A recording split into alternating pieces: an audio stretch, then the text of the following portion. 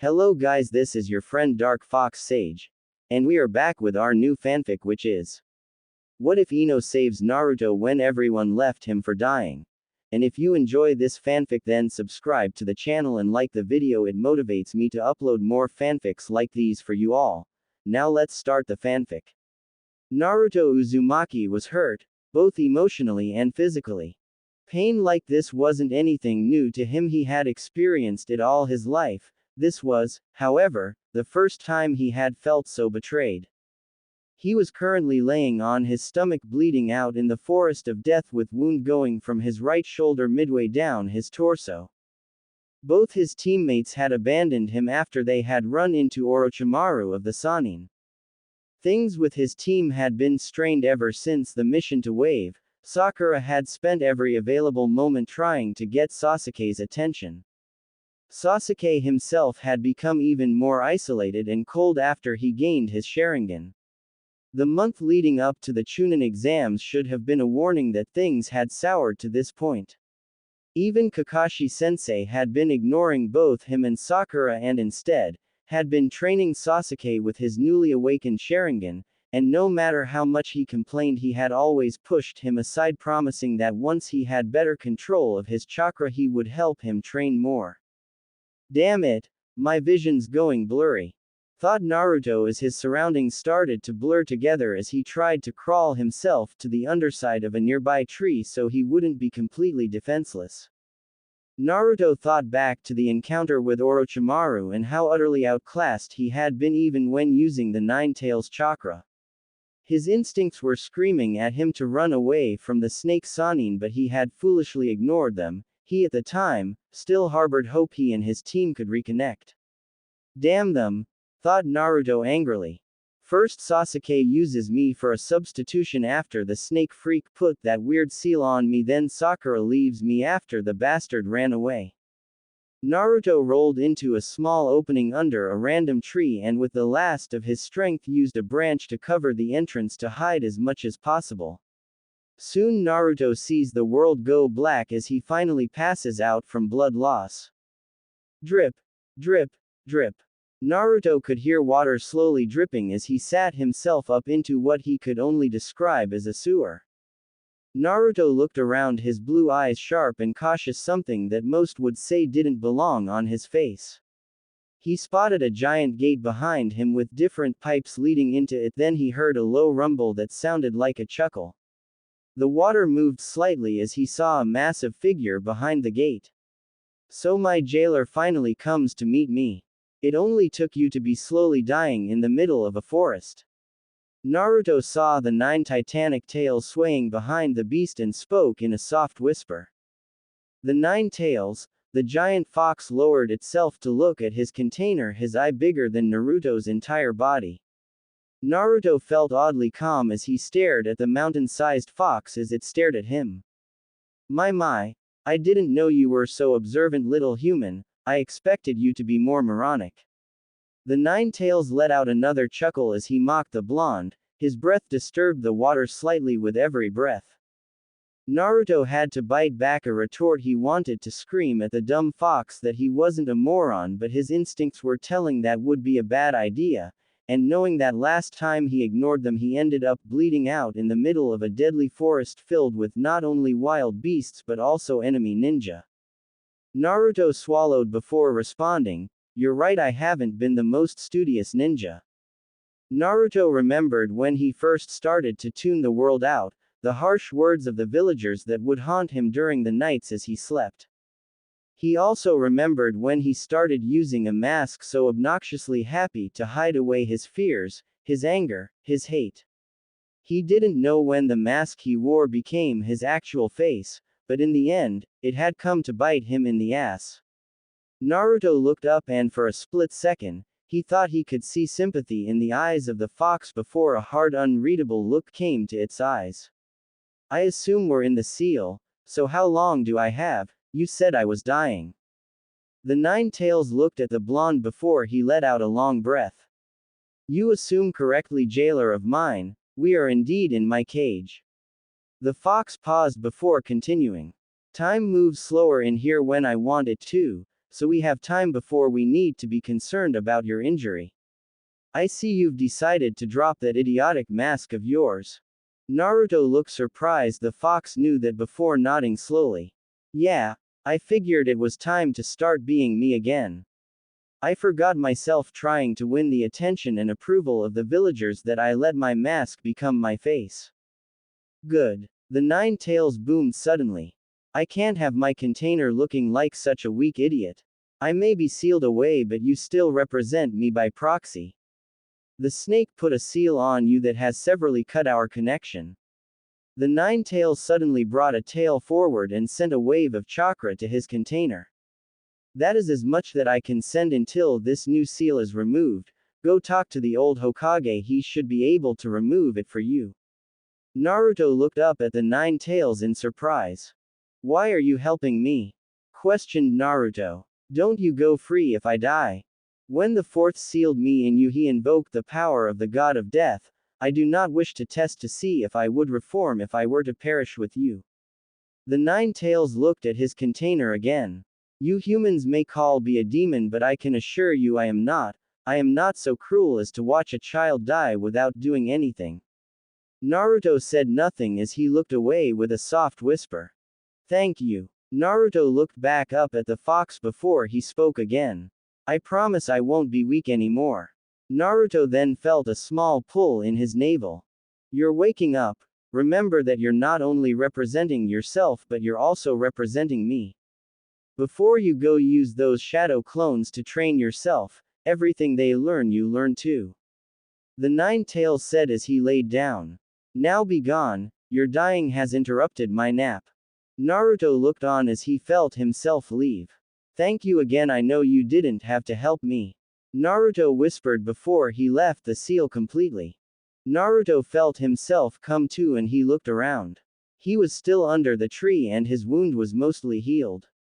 It was now an ugly scar that ran across his chest. His orange and blue jacket was torn to shreds, so Naruto took parts of it to make some makeshift bandages for himself. He still felt exhausted, so Naruto quickly got more branches from the outside and fortified his little cubby. The sun hung low, but it would be a couple of hours before night. Naruto took advantage of the little daylight he had left and managed to fill his canteen from a nearby river and was lucky enough to grab a fish to eat for the day. He wanted to make the fire now as to not draw attention to himself at night while he was still so weak from the encounter with the snake Sannin. Naruto spent the next 3 hours slow cooking the fish as to not draw any teams to himself with a large fire, and as soon as night fell he ate his fish and went back inside the tree to think of his next move.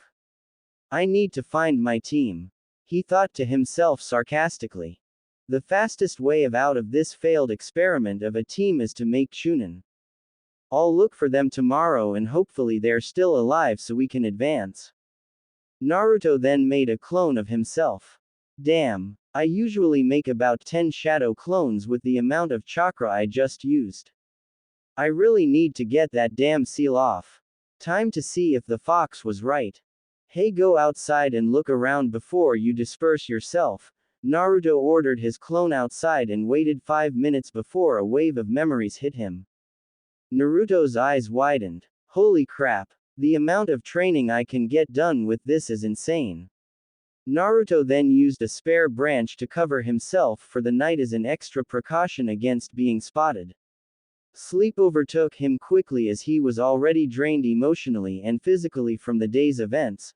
Thoughts of all the ways he could use his clones to train filled his mind as he dozed off for the night. Naruto woke up early the next morning. He looked around outside and saw the sun was barely up. He quickly took note that he felt much better than the previous day, but his scar still hurt. Naruto gathered his equipment before heading high up into the trees. Once Naruto made it to a high branch, he made 5 clones and had them spread out as he made his way slowly towards the tower in the middle of the forest where the teams who had both scrolls would be gathering. Naruto traveled for hours before the memories of his clones came back to him. Naruto saw Team 10 going through their morning routine before packing up and following the river. His other clones saw random teams from the Rain Village and Sound Village along with 2 others from the Leaf he didn't recognize. Naruto stopped and started to set up traps around the clearing he was in for both animals and other ninjas. He made 10 clones and had them set a perimeter around him to warn him if anyone came by. Most of the village didn't realize, but Naruto was an expert in stealth. He had been hiding from villagers and later on from other ninjas when he would perform his pranks for years. Hiding his presence had become second nature to him when he was out performing his pranks. I'm already tired and it's only been half a day.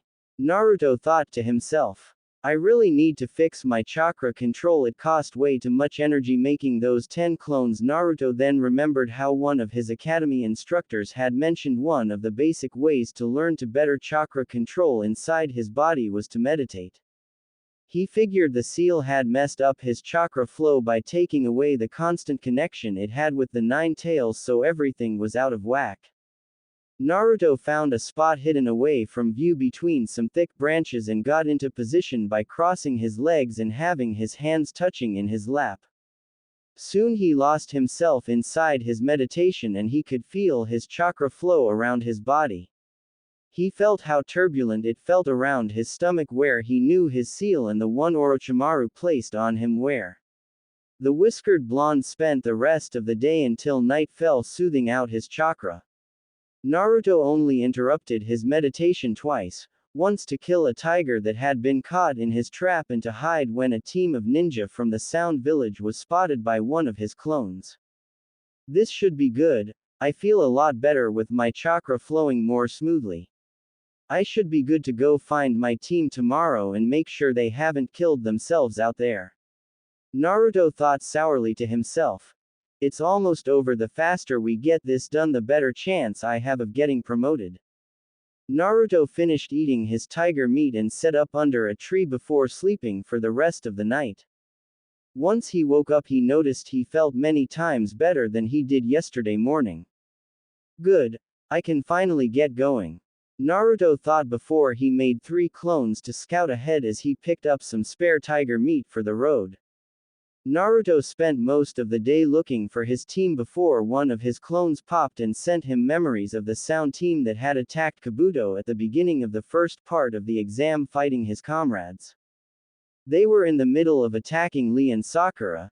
Naruto made his way towards them when he found the route his clone had taken. It had taken him longer than he would have liked as he had to avoid the many dangerous animals that were in his path.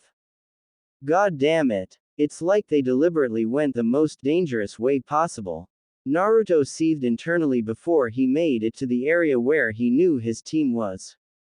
Naruto saw Team 10 battling the Sound team protecting an injured Lee and Sakura.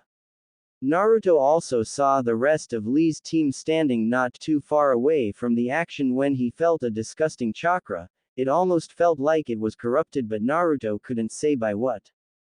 What power? Naruto heard Sasuke say. His appearance surprised him and all the others as he had a flame-like markings that wrapped halfway around his body. The remaining 2 Sound ninjas took notice of Sasuke coming out from under the tree. Naruto could hear Ino and Sakura say Sasuke's name and Sasuke turned to Sakura. Sakura, were they the ones who did this to you? His tone was cold with an edge to it as Sakura nodded nearly in tears from seeing him. TCH, you guys are like damn roaches, you just keep popping up everywhere. It doesn't matter though, I'll blow you all away. The Sound ninja with spiky hair screamed before lifting up his hand and shouting. Decapitating airwaves. Naruto watched as Sasuke dodged the blow that tore the tree he was under away and stood behind him. The Sound ninja hadn't realized he missed as he started gloating. Ha, just like I said. Another weak roach. The Sound ninja turned around quickly when he heard Sasuke speak. Such a weak attack wouldn't ever do something to a ninja of my level. Sasuke's voice could be heard clearly. The Sound ninja, angered by the display, lifted both his hands. You're dead. Extreme decapitating airwaves. His attack was noticeably bigger, but Naruto saw Sasuke once again dodge and get behind the enemy ninja. This time though he grabbed both his hands and stepped on his back, locking him in place. Naruto narrowed his eyes. He's gotten faster, Naruto thought to himself as he watched the events unfold. You seem pretty proud of these arms, Sasuke said as he gripped his arms tighter. Then with a vicious pull, he broke the Sound Ninja's arms. Sakura and Team 10 looked on in shock, not being able to believe how brutal Sasuke was being. Lee's team looked on mostly impassive, though 10-10 and Lee had slightly disapproving looks to them. Naruto took this time as everyone was focused on Sasuke to move behind Lee's teammates. Sasuke let the Sound Ninja drop to the ground before he turned to the last of the Sound team who was battle ready. So you're the final one, huh? Don't worry, I can fix that, Sasuke said as he walked over to him. He took 4 steps before Sakura had hugged him from behind and started whispering in his ear. Naruto could barely hear what she said, so he pumped chakra into his ear to see if he could listen in. No, Sasuke, this isn't you, please, Sakura begged Sasuke, who Naruto saw slowly started to slump down as the markings slowly receded into the mark on his neck. Looks like I wasn't the only one the snake bastard left a mark on, Naruto thought to himself as he saw the Sound Ninja reach into his kunai pouch and took out an earth scroll. We can't fight any longer, Sasuke Uchiha, you are clearly stronger than us. I'll give you our scroll if you allow my teammates and I to leave. Naruto saw Sasuke nod before the Sound Ninja threw him the scroll and quickly and quietly picked his teammates up and left. With that, everyone in the clearing let out a sigh of relief as Team 10 went to Sasuke and Sakura to help them with their wounds. By this point Sasuke had collapsed as the final marking receded into his seal. Man, that was such a drag. Choji pulled out a bag of chips before responding to Shikamaru. Yeah, those Sound Ninjas were tough. Ino meanwhile was busy helping Sakura even out her hair as it had been cut sometime since the last time Naruto saw her. Come on Sakura, I'll even this out quick. Sakura looked over at Ino and nodded in gratitude. Thanks, Ino pig. Ino smirked back before replying. Don't think just because I'm helping you means I'll let you have Sasuke. 10-10 and Neji dropped down and 10-10 picked Lee up. Naruto heard Lee talk to his teammates. Sorry guys, it seems my flames of youth were not enough. I'll make this up by running 30 laps around the village. 10-10 looked at Lee with a sweat drop before smacking Lee. Don't be an idiot, Lee, we still have to pass the exam. Neji, who was standing slightly away from the groups, looked around before he spotted Team 7 sans Naruto. Give me your scroll, you're down a member and already failed the exam. Team 10 and Sakura tensed. Naruto quietly made a single clone before deciding to make himself known as he jumped down and landed between the combined Team 7 and 10, separating them from Neji. You're not getting our scroll. Naruto's appearance shocked the group. Team 10 was wondering where Naruto had been and Lee's team was surprised they hadn't sensed him. Neji dropped into his stance until Naruto looked at him and spoke. I wouldn't do that if I were you. Neji glared at the blonde before speaking. And why wouldn't I want to? Fate has already declared me the winner. Neji smirked before he felt a kunai touch his throat. His smirk fell as he activated his Byakugan and saw a shadow clone behind him. Everyone was still as the two genin glared at each other. The tense silence was broken by 10-10, who spoke to Neji. Let it go for now, Neji, we don't even need their scrolls. Neji nodded and Naruto dispelled his clone as Neji took off with an apologetic Lee and 10-10, who gave a small and quick wave to them. Naruto then turned around before looking at the stunned Team 10 and he asked them, what about you guys? Shikamaru was the first to answer.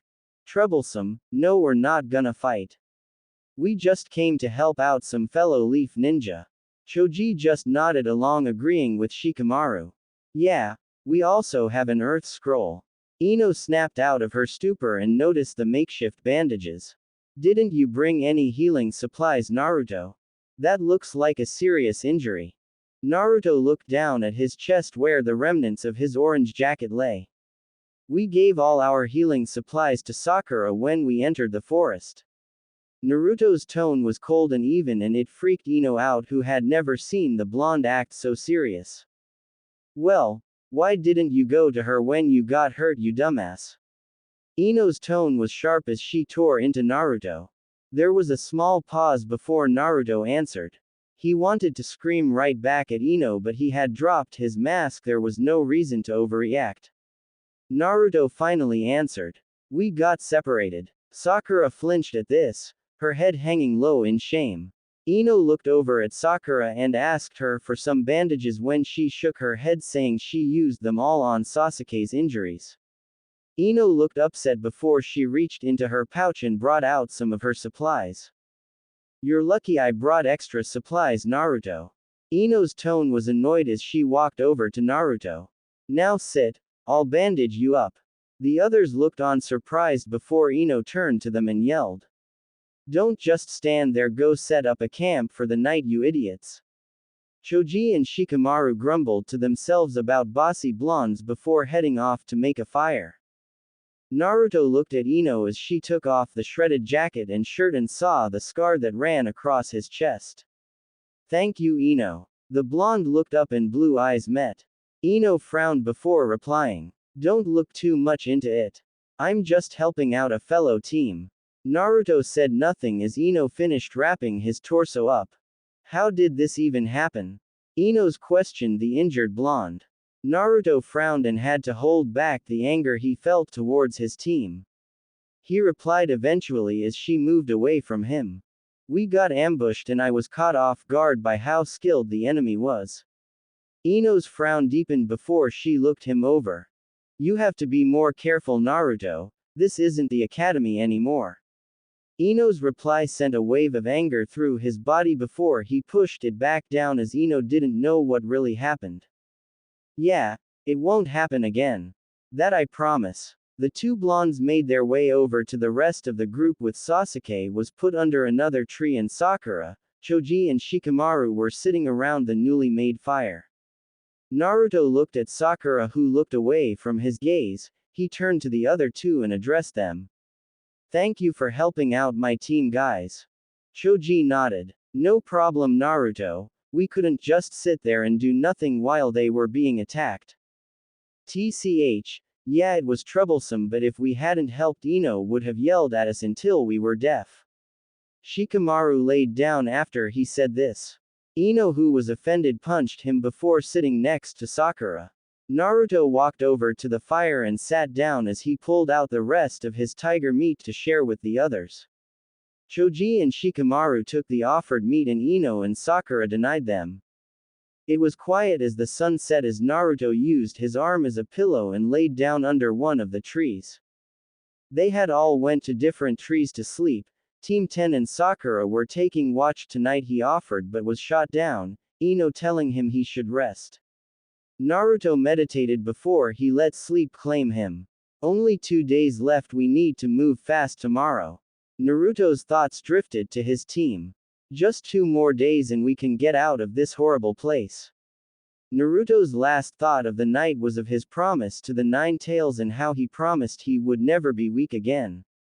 Naruto felt himself wake up and quickly made his way out from under the tree where he was resting.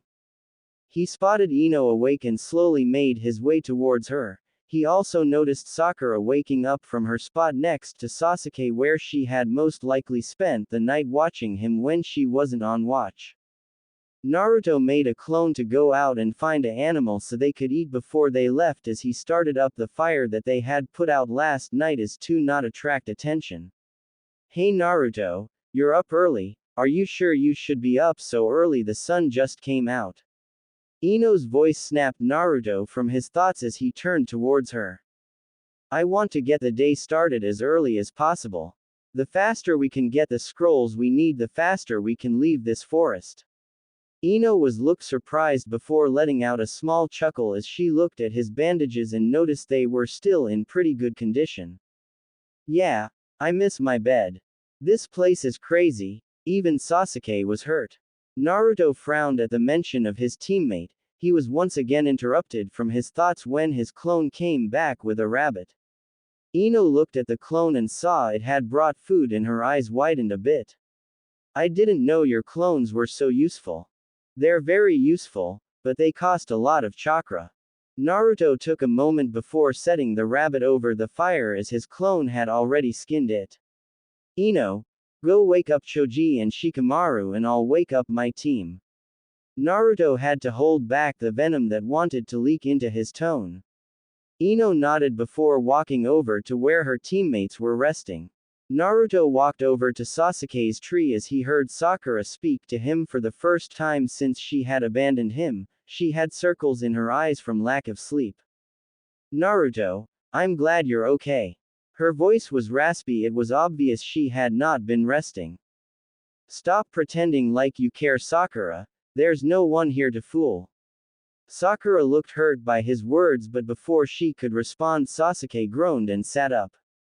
He looked around groggily and his eyes grew wide when he noticed Naruto. So you managed to survive, huh, dead last. Sasuke's remark made Naruto's eyes blaze with anger as he slowly calmed himself down. Naruto had to remind himself he still needed them to pass this part of the exam. Naruto glared at them before responding. Get up.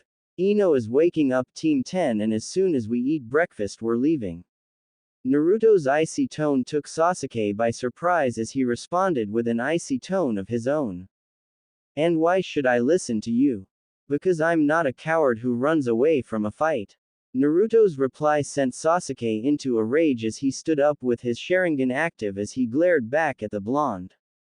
Sakura quickly stepped between them as she spoke to both of them. Guys, please. She pleaded to her two male teammates. Let's just be glad we all managed to survive. Sasuke said nothing as he clutched his neck before he huffed and pushed past Sakura and shoulder bumped past Naruto, who glared at him. Sakura turned to Naruto. I'm so sorry I left you, Naruto, but after Sasuke collapsed I. Shut up, Sakura. It doesn't matter what you say. It doesn't change the fact that you left me for dead out there after I came back and risked my life for you too. Naruto didn't wait for a reply as he left to go to the others. It was an awkward breakfast with all of Team 7 being very quiet. Eventually the teams decided to head towards the tower after deciding to team up. The group had been traveling for a couple of hours in silence before Shikamaru had asked Naruto why he wasn't with the rest of his team when the sound team attacked, along with asking when he had shown up. Sakura looked over to them as she, Ino and Sasuke were leading the group. Before she or Sasuke could talk, Naruto beat them to it. We got separated when an enemy team ambushed us. Sakura looked surprised and Sasuke looked impassive. Ino took notice of Sakura's expression but said nothing. I showed up when Sasuke woke up with those weird markings. I was going to show myself then but decided to see how things played out when Sasuke beat the sound team.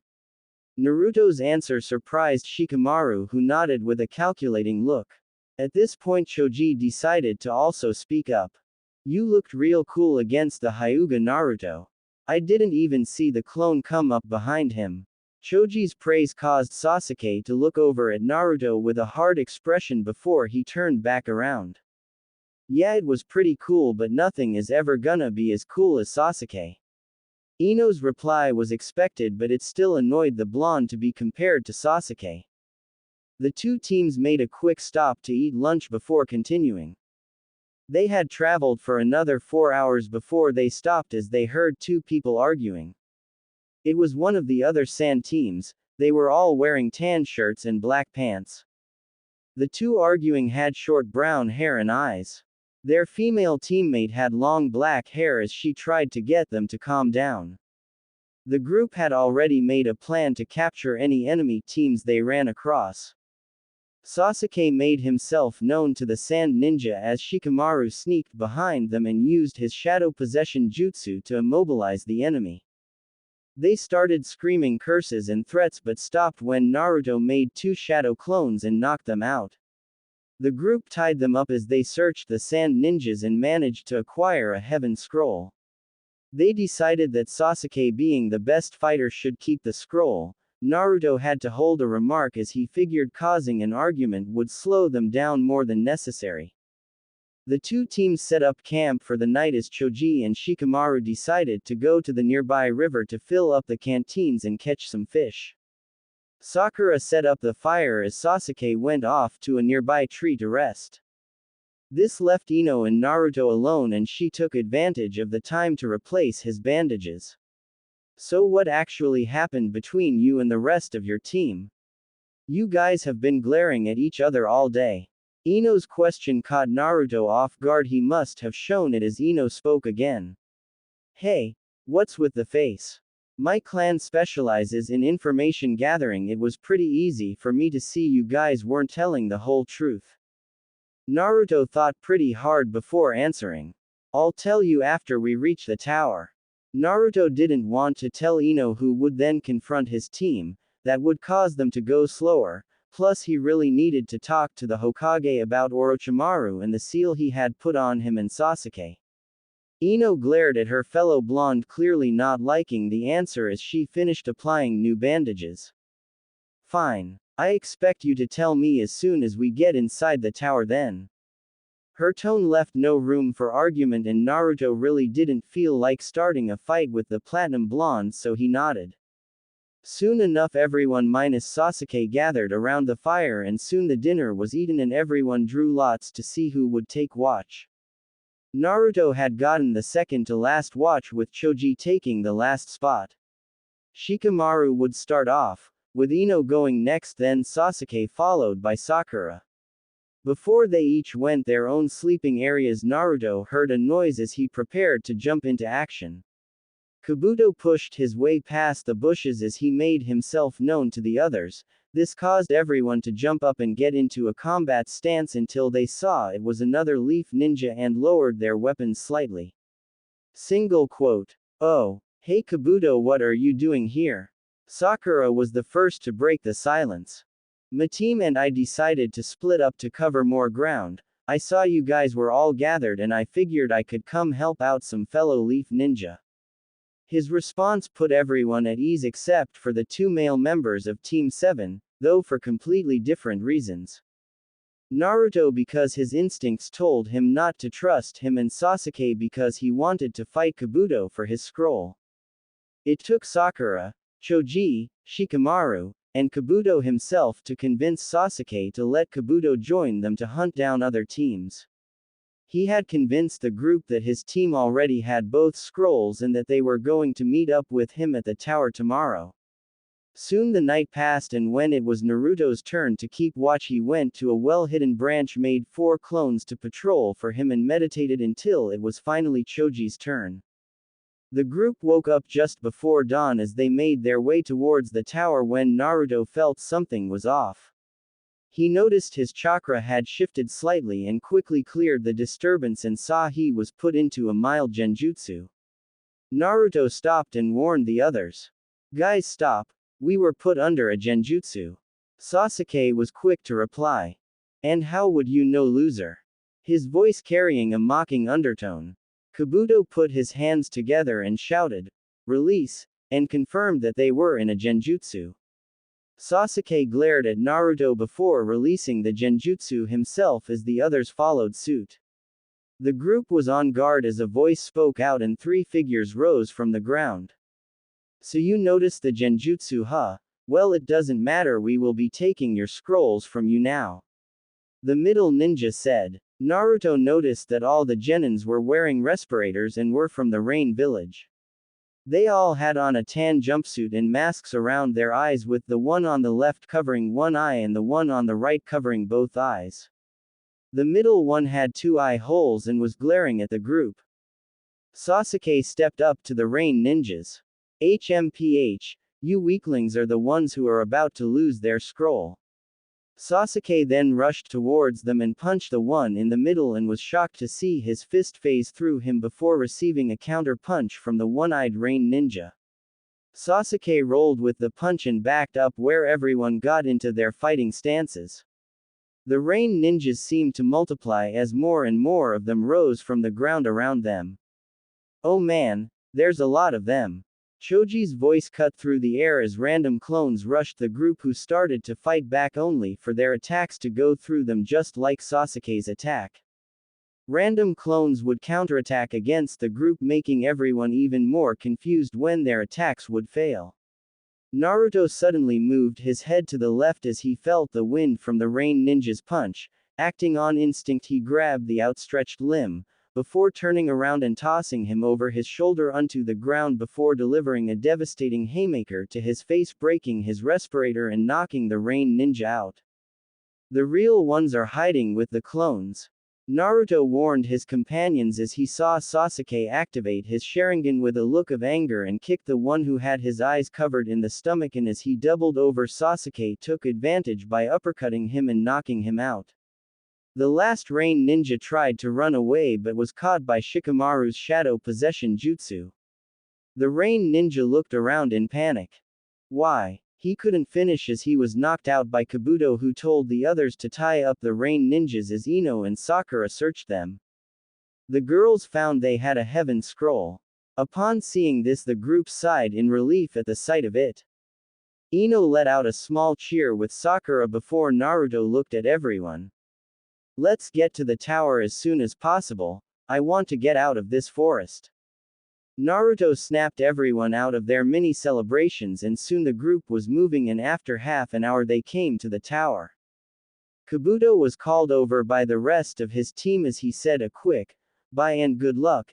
After that, Team 10 also said their goodbyes and left to enter through another door, but not before Ino whispered to the blonde that she still wanted an explanation from him. It was just Team 7 for the first time since the encounter with Orochimaru. Things were tense and Sakura read the message on the door as a way to ease the tensions. For those who have earth, they must seek heaven. For those who have heaven, they must obtain earth. I wonder what that means. Naruto and Sasuke just stayed quiet as they watched Sakura ponder the riddle. Sasuke became impatient as he took out the scrolls and opened them and threw them on the ground when they started to smoke, and soon Naruto heard a very familiar voice and he let out a small smile. You guys just barely met the deadline, but I'm glad you made it. The smoke cleared completely and allowed them to see their scarred academy teacher. Iruka had a big smile on his face before he noticed Naruto's bandaged chest and frowned but said nothing. If you guys haven't figured it out yet, the riddle on the door represents how to become a well-rounded ninja. It means if you lack heaven, which represents intelligence, that you should study to learn all you can. The other is fairly obvious, that those who lack earth, which represents bodily strength, should train to acquire what they lack. Sakura nodded, paying close attention to her old sensei, while Sasuke ignored him completely as Naruto nodded along. The next stage begins in about 2 hours, so take your time to rest before you're summoned. Good luck guys, I'm proud of you. Iruka suddenly went up in smoke and disappeared. Naruto frowned. I couldn't ask him about going to Old Man Hokage. Naruto went through the door and found 3 beds and 2 doors. One of them was opened leading to a bathroom and the other was closed. He assumed was the entryway to where they needed to go. Naruto saw Sasuke go into the bathroom and close the door as he and Sakura were left by themselves. Naruto moved to one of the beds and laid down when Sakura interrupted him. Look Naruto, I'm sorry about what happened in the forest. Sakura was still standing in the middle of the room. Naruto took a second to compose himself before he answered. It doesn't matter anymore, Sakura. What's done is done. Sakura let out a small smile. I'm glad you could forgive us. It won. Naruto cut her off. I don't forgive you, Sakura. Not you or Sasuke. Sakura froze before her face grew red with rage. What is your problem? I made a mistake and I've tried to apologize for it, and every time I do you just blow me off. We're supposed to be a team, you idiot. Sakura screamed at the blonde and was walking over to him to hit him when she froze from the killing intent that Naruto was releasing. How dare she? How dare she? Naruto seethed as he continued to glare at the pinkett. He slowly got up from the bed and walked over to her, and Sakura backed up until she fell on one of the beds. My problem is that one of my teammates is a deranged emo who used his already incapacitated teammate for a substitution, and the other one is a useless fangirl that would rather run off with her precious crush than go help her bleeding, badly injured teammate. My problem, Sakura, is that my teammates abandoned me in the middle of a forest filled with dangerous man-eating animals and enemy ninjas. Naruto's voice never rose, but Sakura could feel the pure loathing in them. So no, Sakura, I don't forgive you or Sasuke, because as far as I'm concerned, you, Sasuke, and this team can go to hell. Naruto finished his tirade and noticed Sakura had started crying halfway through. He went back to his bed and laid down waiting for Sasuke to exit the bathroom. Sasuke exited after another 10 minutes and ignored both his teammates as he laid in his own bed and promptly fell asleep. Sakura had rushed into the bathroom after Sasuke had gone in and slammed the door shut. Great, thought an already annoyed Naruto. She's probably going to be there for the rest of the time we have left. Deciding that going to the bathroom to clean up was not worth the hassle, Naruto began to meditate again to pass the time and soothe his chakra flow. It was another hour before Sakura came out with puffy eyes and simply went to the final bed to rest for the remaining time.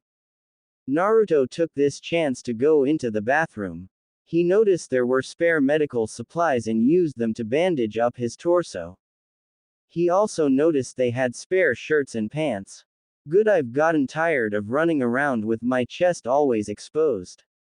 Naruto threw the remaining pieces of his shirt away and put on a short-sleeved black shirt. The bandages were visibly sticking out, but he didn't care anymore about his appearance. Naruto made it out of the bathroom just as the door opened and an Anbu told them to follow her, telling them the next part of the exam was starting. They made it to a big open room with stairs that lead up to catwalks where he could see all of the Jonin sensei's wear. Naruto took count of all the teams that made it. All of our classmates made it, so did Lee's and Kabuto's team, along with the Sand team with the crazy redhead and the Sound team. Naruto stopped his observation when the Anbu told all the genin to line up so the Hokage could address them. Naruto saw Kakashi grab Sasuke and whisper into his ear. Whatever was said the younger man didn't like as he grabbed his neck and glared at Kakashi. The blonde turned his attention from them to the Hokage, who was standing in front of a statue of arms doing a hand seal. Naruto noticed the proctors from the first two parts of the exams as well as a Jonin who was dressed in the standard Leaf Village Chunin uniform. He had brown bangs that stuck out of his bandana which had the Leaf Village symbol.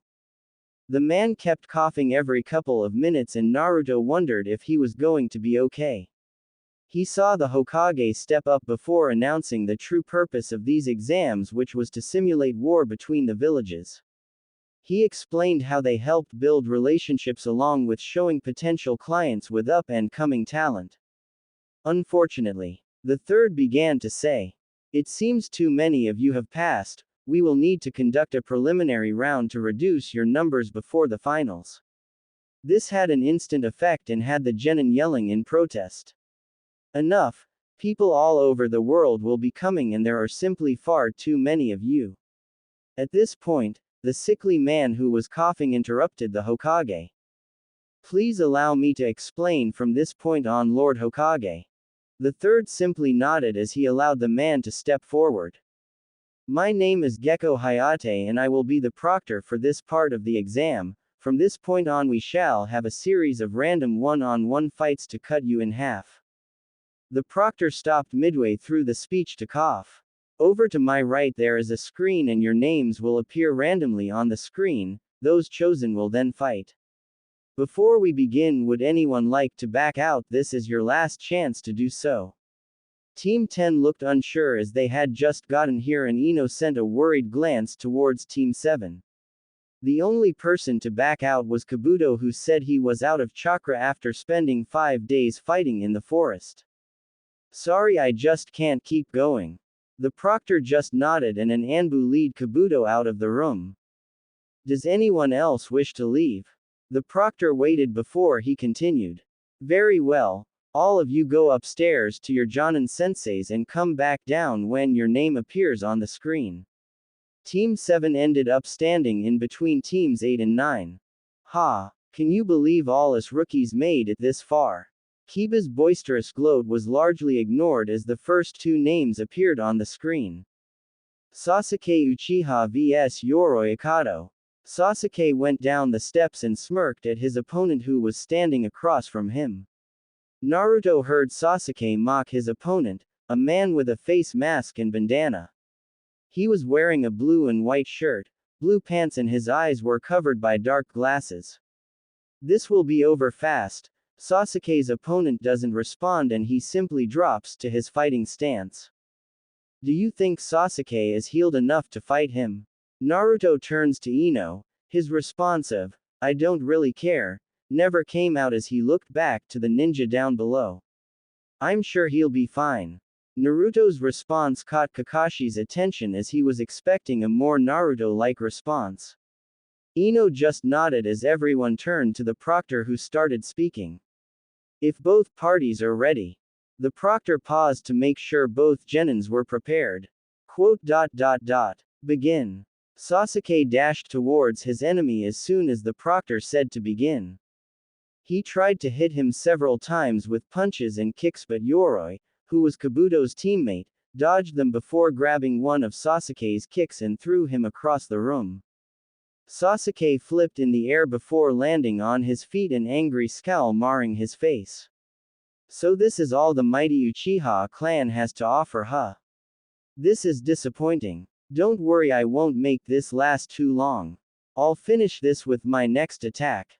Naruto could see that the remarks angered Sasuke even more. The Uchiha started going through some hand seals but stopped halfway as he clutched his neck. It looks like that mark is still hurting him. Ino's concerned voice was heard over the gasps Sakura was releasing. Naruto didn't say anything as he stared down at the fight going on below. Sasuke once again ran through hand seals as Yoroi rushed him. Sasuke took a deep breath before shouting, "Fire style! Fireball jutsu!" Yoroi dodged to the left. He didn't dodge fast enough to completely avoid it. A part of his shirt was singed by the fire. Sasuke, with unexpected speed, ran at him and elbowed the older genin in the face. Yoroi was pushed back by the blow and Sasuke tried to follow up with a kick, but Yoroi grabbed Sasuke's leg mid-swing and threw him on the ground. Sasuke tried to get up but was quickly straddled by the older genin. "It's over," Yoroi exclaimed as grabbed Sasuke by the face, his hand glowing because of his jutsu. Sasuke struggled under the bigger man but managed to uppercut him. Using the opening, he headbutted the older genin and freed himself from his grasp. Naruto noticed that his teammate looked a lot more worn out than he should have. Kabuto's teammate looked slightly rejuvenated. Sasuke glared at the man and the masked genin simply chuckled. "I see you noticed. My jutsu allows me to drain the chakra of my enemies and add it to my own."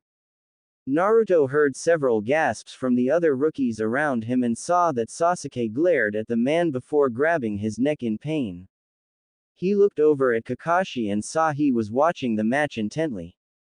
Naruto saw Sasuke activate his Sharingan before he moved so quickly that Naruto almost didn't notice him. "So you copied Lee's technique." This time Naruto heard Lee and his sensei guy gasp in shock as they looked on.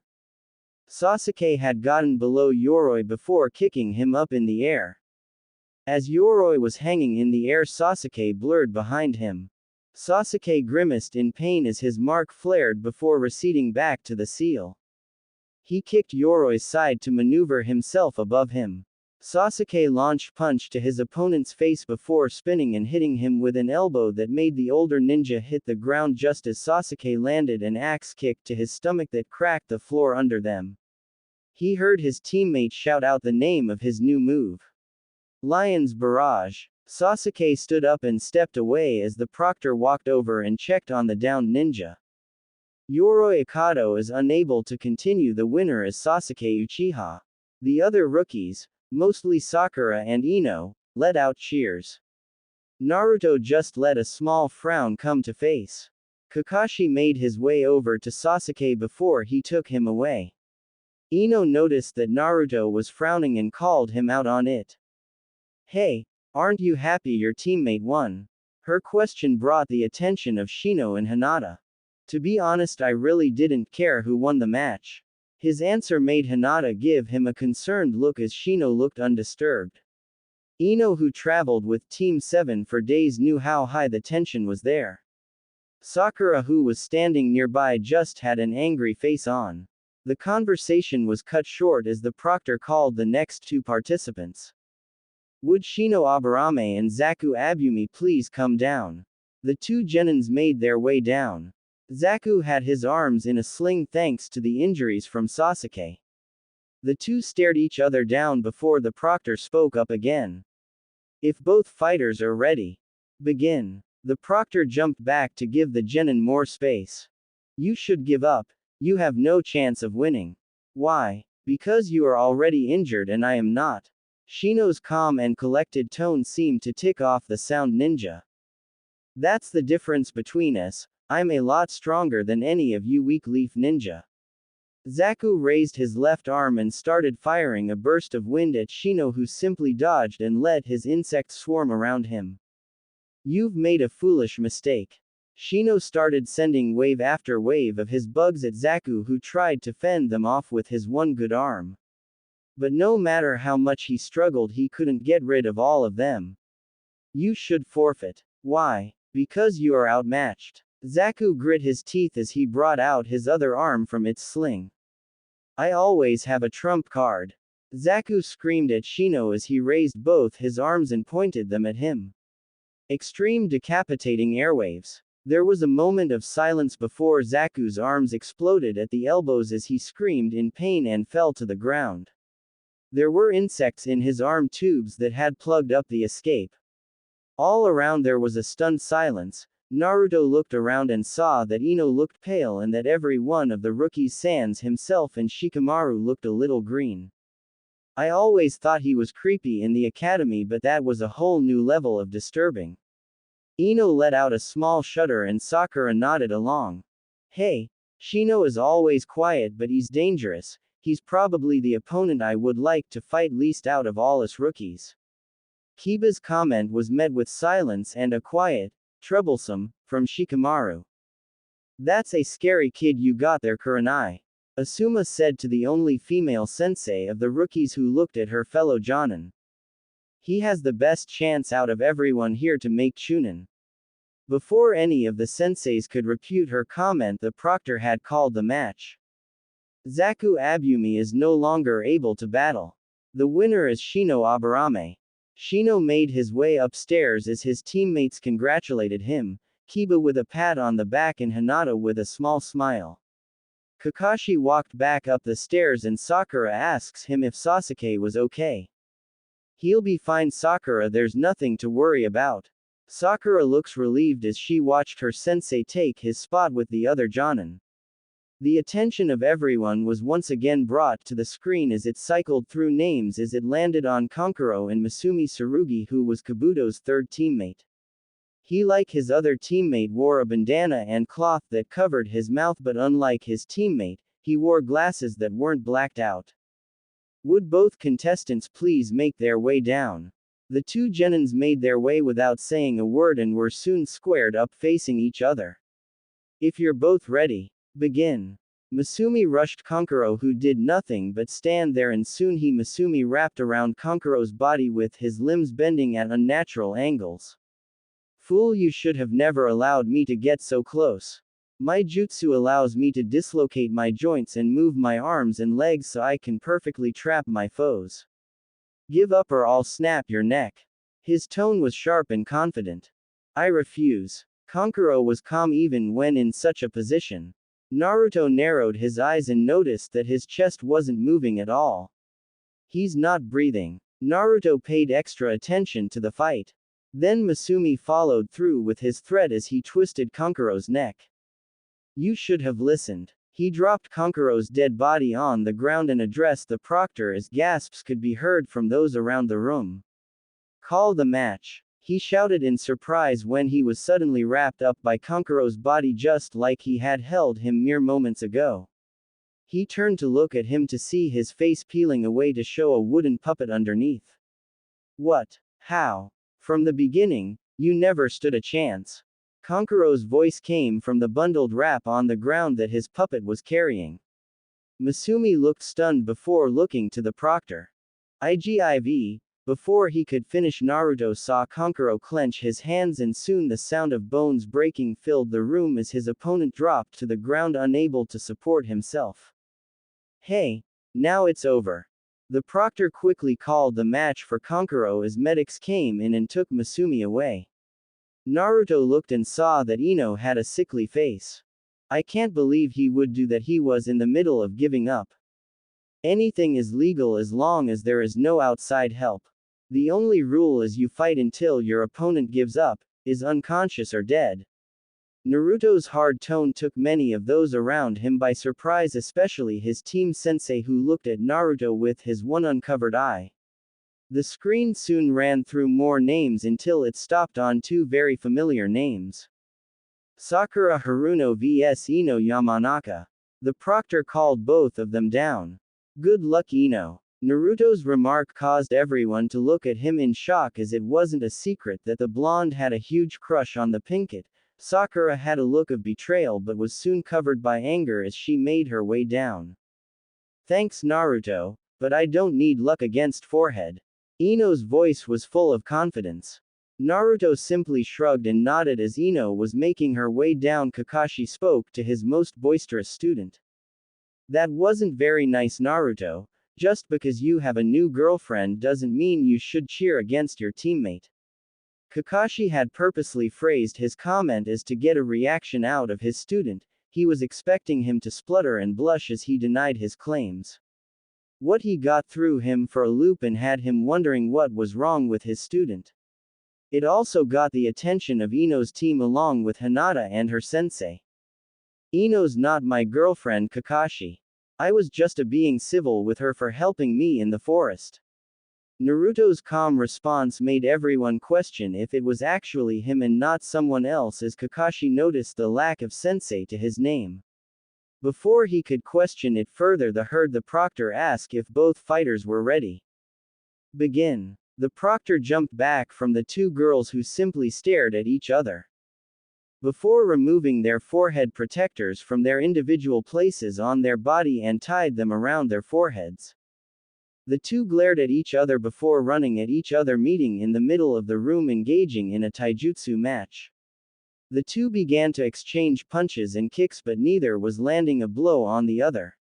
Sakura jumped back and created two clones and rushed Ino, who merely scuffed and threw three kunai, one to each. Sakura and saw the middle one dodged and the other two simply disappeared when the kunai went through them. You're gonna have to try harder than that, forehead. Ino mocked her rival. Sakura said nothing and began an exchange again until Ino overextended a punch and Sakura was able to land a right-handed punch to her face. The two separated after Sakura landed her punch and Ino smirked. I'm glad you're taking this seriously. Sakura frowns and tries a new tactic, seeing as this was getting nowhere. I always take things seriously, unlike you who spends too much time caring about how she looks. Naruto, who was listening to them, let out a small huff. Hello, Kettle. Have you met Pot? Naruto's thoughts were interrupted by Ino cutting pieces of her hair and throwing it at Sakura. Fine then. Let me show you how serious I can get. Ino's voice was full of anger as she brought her hands up into her clan's special jutsu. Ninja arts. Mind-body switch jutsu. Sakura, who knew what the jutsu did, jumped out of the way as Ino's body slumped to the ground. Ha! I win, Ino pig. Sakura's celebration was cut short as she felt her get restrained and she looked down to see Ino's hair bind her.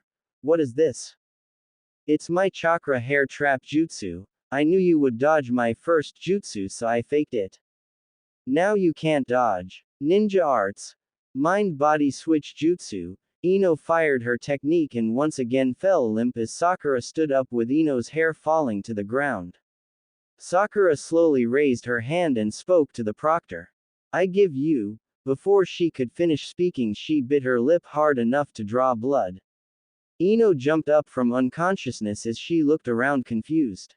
Both Kunoichi looked to be breathing heavily.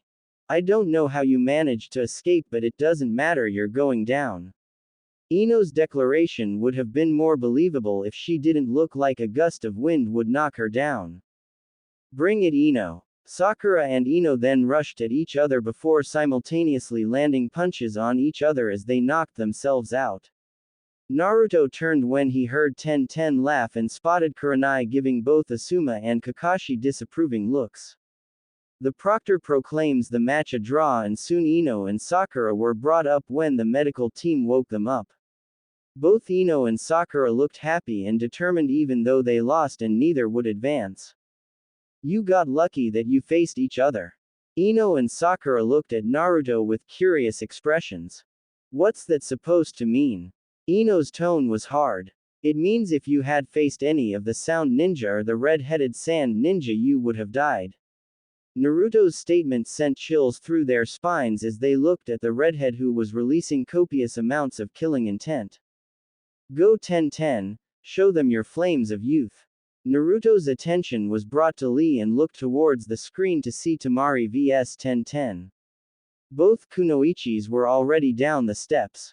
The proctor started the match and jumped away. I'm glad I get to go after the disappointment that was the last match. I can show everyone not all Kunoichi are useless fangirls. Ten's statement was met with shouts of anger from Ino and Sakura, who were ignored. HMPH, well, see about that. Temari's statement caused Ten to grow angry as she started pulling out scrolls from her ninja pouch, unsealing a ridiculous amount of weapons that flew at the Sand Kunoichi. Temari grabbed the fan of her back and opened it slightly to show a single crescent moon and swung her fan, making a gust of wind that completely stopped the barrage of weapons. If this is all, I'm going to be very disappointed. Ten with a look of determination unsealed a bow staff and ran at the blonde only to be blasted back when she was hit with another blast of wind. Come on Ten, you can do it. Lee's encouragement was heard by everyone. She got a bad matchup. If she has nothing else she won't be able to win, thought Naruto.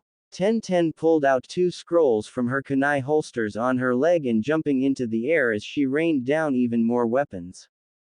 Temari smirked before unleashing a tornado of wind that picked Ten up and slammed her onto her folded fan she was holding out. There was a moment as Ten lay there when the proctor called the match. Lee quickly went to go pick up his teammate, who was then taken away by the medics. That was most unkind. Lee's voice was hard as he spoke to the Sand Kunoichi. Whatever, kid, she's lucky I went easy on her. Lee glared at the Sand team as he made his way up. Poor Ten, she had a horrible matchup, said Guy. She wasn't fated to win today. Guy gave Neji a disappointed look before going to check on his student. Woohoo! We won the lottery, Akamaru. Naruto looked towards the screen to see his name had finally come up along with that of Kiba's. Would Naruto Uzumaki and Kiba Inuzuka please come down? Kiba jumped down and yelled up at Naruto. Hurry up dead last, and don't worry, I'll make this quick. This is it, this is where I start. No more holding back. Naruto made his way down, but not before he got a good look from both Ino and surprisingly Hinata. Naruto stood across from Kiba when he heard Kurenai speak to Kakashi. Sorry Kakashi, but Naruto doesn't stand a chance. I wouldn't say that. Naruto may surprise you. His attention was brought back to the proctor when he announced if both fighters are ready. Kiba nodded with a smirk and Naruto just gave a single nod. Begin. The proctor jumped back to give the combatants more room. Hey, stay back buddy, I won't need you for this. Get ready Naruto, cause I'll end this in one hit. Kiba ran at Naruto with surprising speed and tried to elbow him in the gut. Naruto, seeing this, allowed his instincts to guide him as he spun out of the way and decided to elbow him in the back of the head. Kiba crashed into the ground and those who knew Naruto were shocked into silence at this display. Wow, when did Naruto get so good? Said Ino. Troublesome blondes. Shikamaru was instantly rewarded with a slap to the back of the head.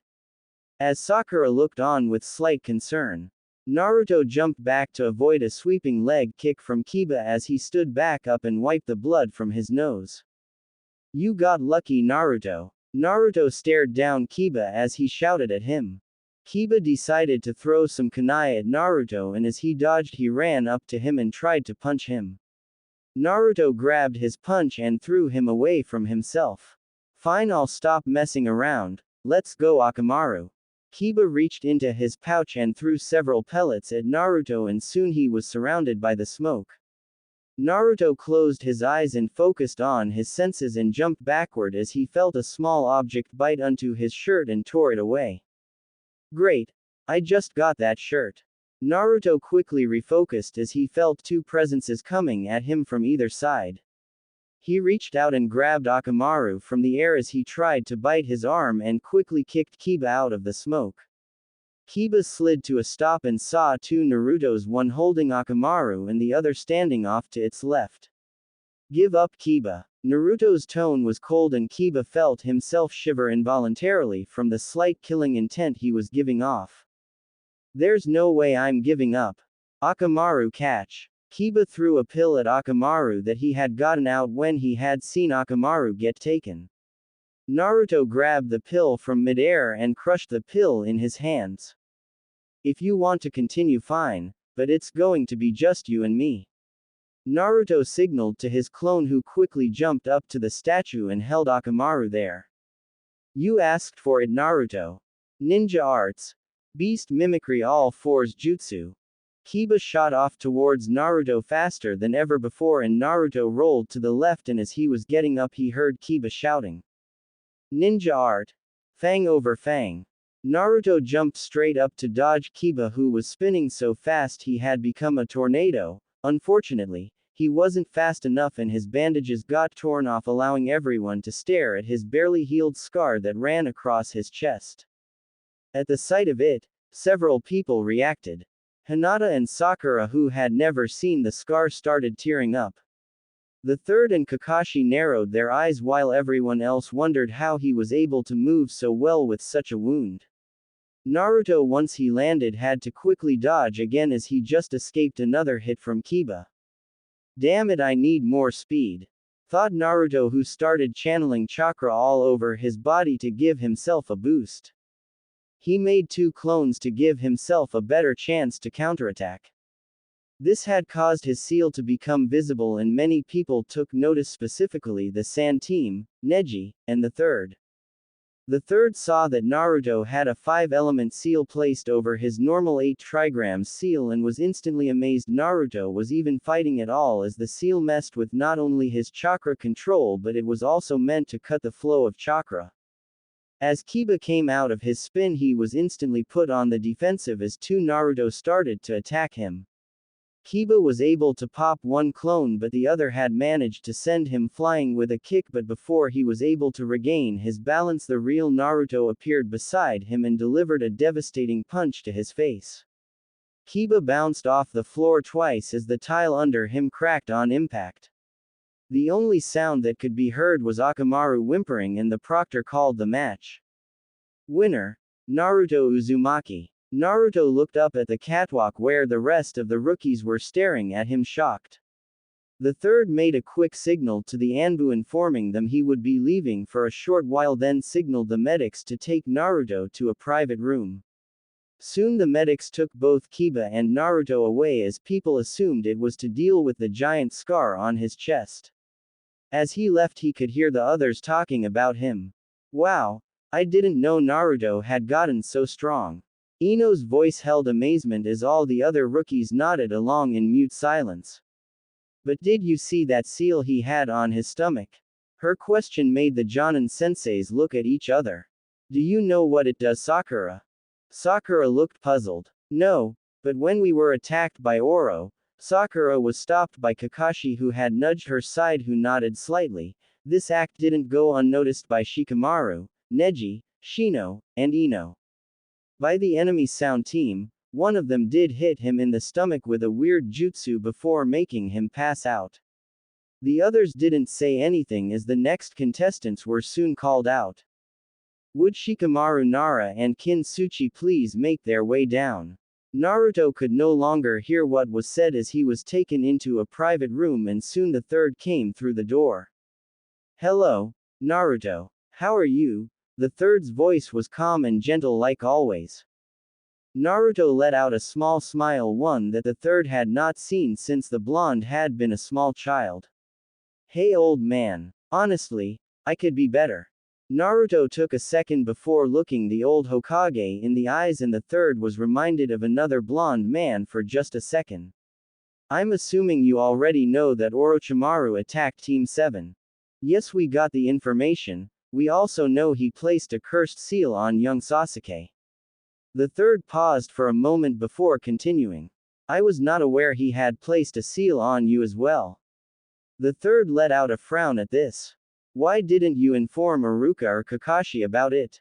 Iruka-sensei left too quickly for me to tell him and I didn't see Kakashi until we were all in the big room. Naruto's words caused the aged Hokage to frown before nodding. Well, there's nothing that we can do about that now, but I can remove the seal from you right now. It was originally I who taught this jutsu to my students. I'm amazed you made it this far with the seal on. Soon the third's left hand was lit with blue fire as he touched Naruto's stomach. 5 elemental seal release. Naruto felt the effects instantly. Thanks, old man. No problem, Naruto. There are spare shirts over in the corner. The third pointed to the corner in the room where spare supplies were stacked. He then walked out of the room. You can go back and rejoin the others when you're ready. With that, the third left the room. Deep within Naruto's seal, the Nine Tails lifted its massive head as he noticed the infernal seal being gone. Good. Do not disappoint me, Naruto, the great fox thought to itself before going back to sleep. Naruto walked out to the main area after getting a new black shirt and he noticed that Hinata and Neji were on the arena floor, and that Hinata was crying. This isn't good, Naruto thought to himself as he made his way upstairs. Naruto made his way upstairs as he kept his eyes trained on the fight below. Something felt off, the tension in the room was suffocating. Give up, Hinata. No matter what you do, no matter how much you try. You can't defy fate. My eyes see everything and you are simply too weak to fight me. Hinata just stood there as more tears slid down her face. She was about to raise her hand when a voice she knew all too well sounded through the room in the form of a loud scoff. Neji turned to look at the blonde with a glare. Do you wish to say something?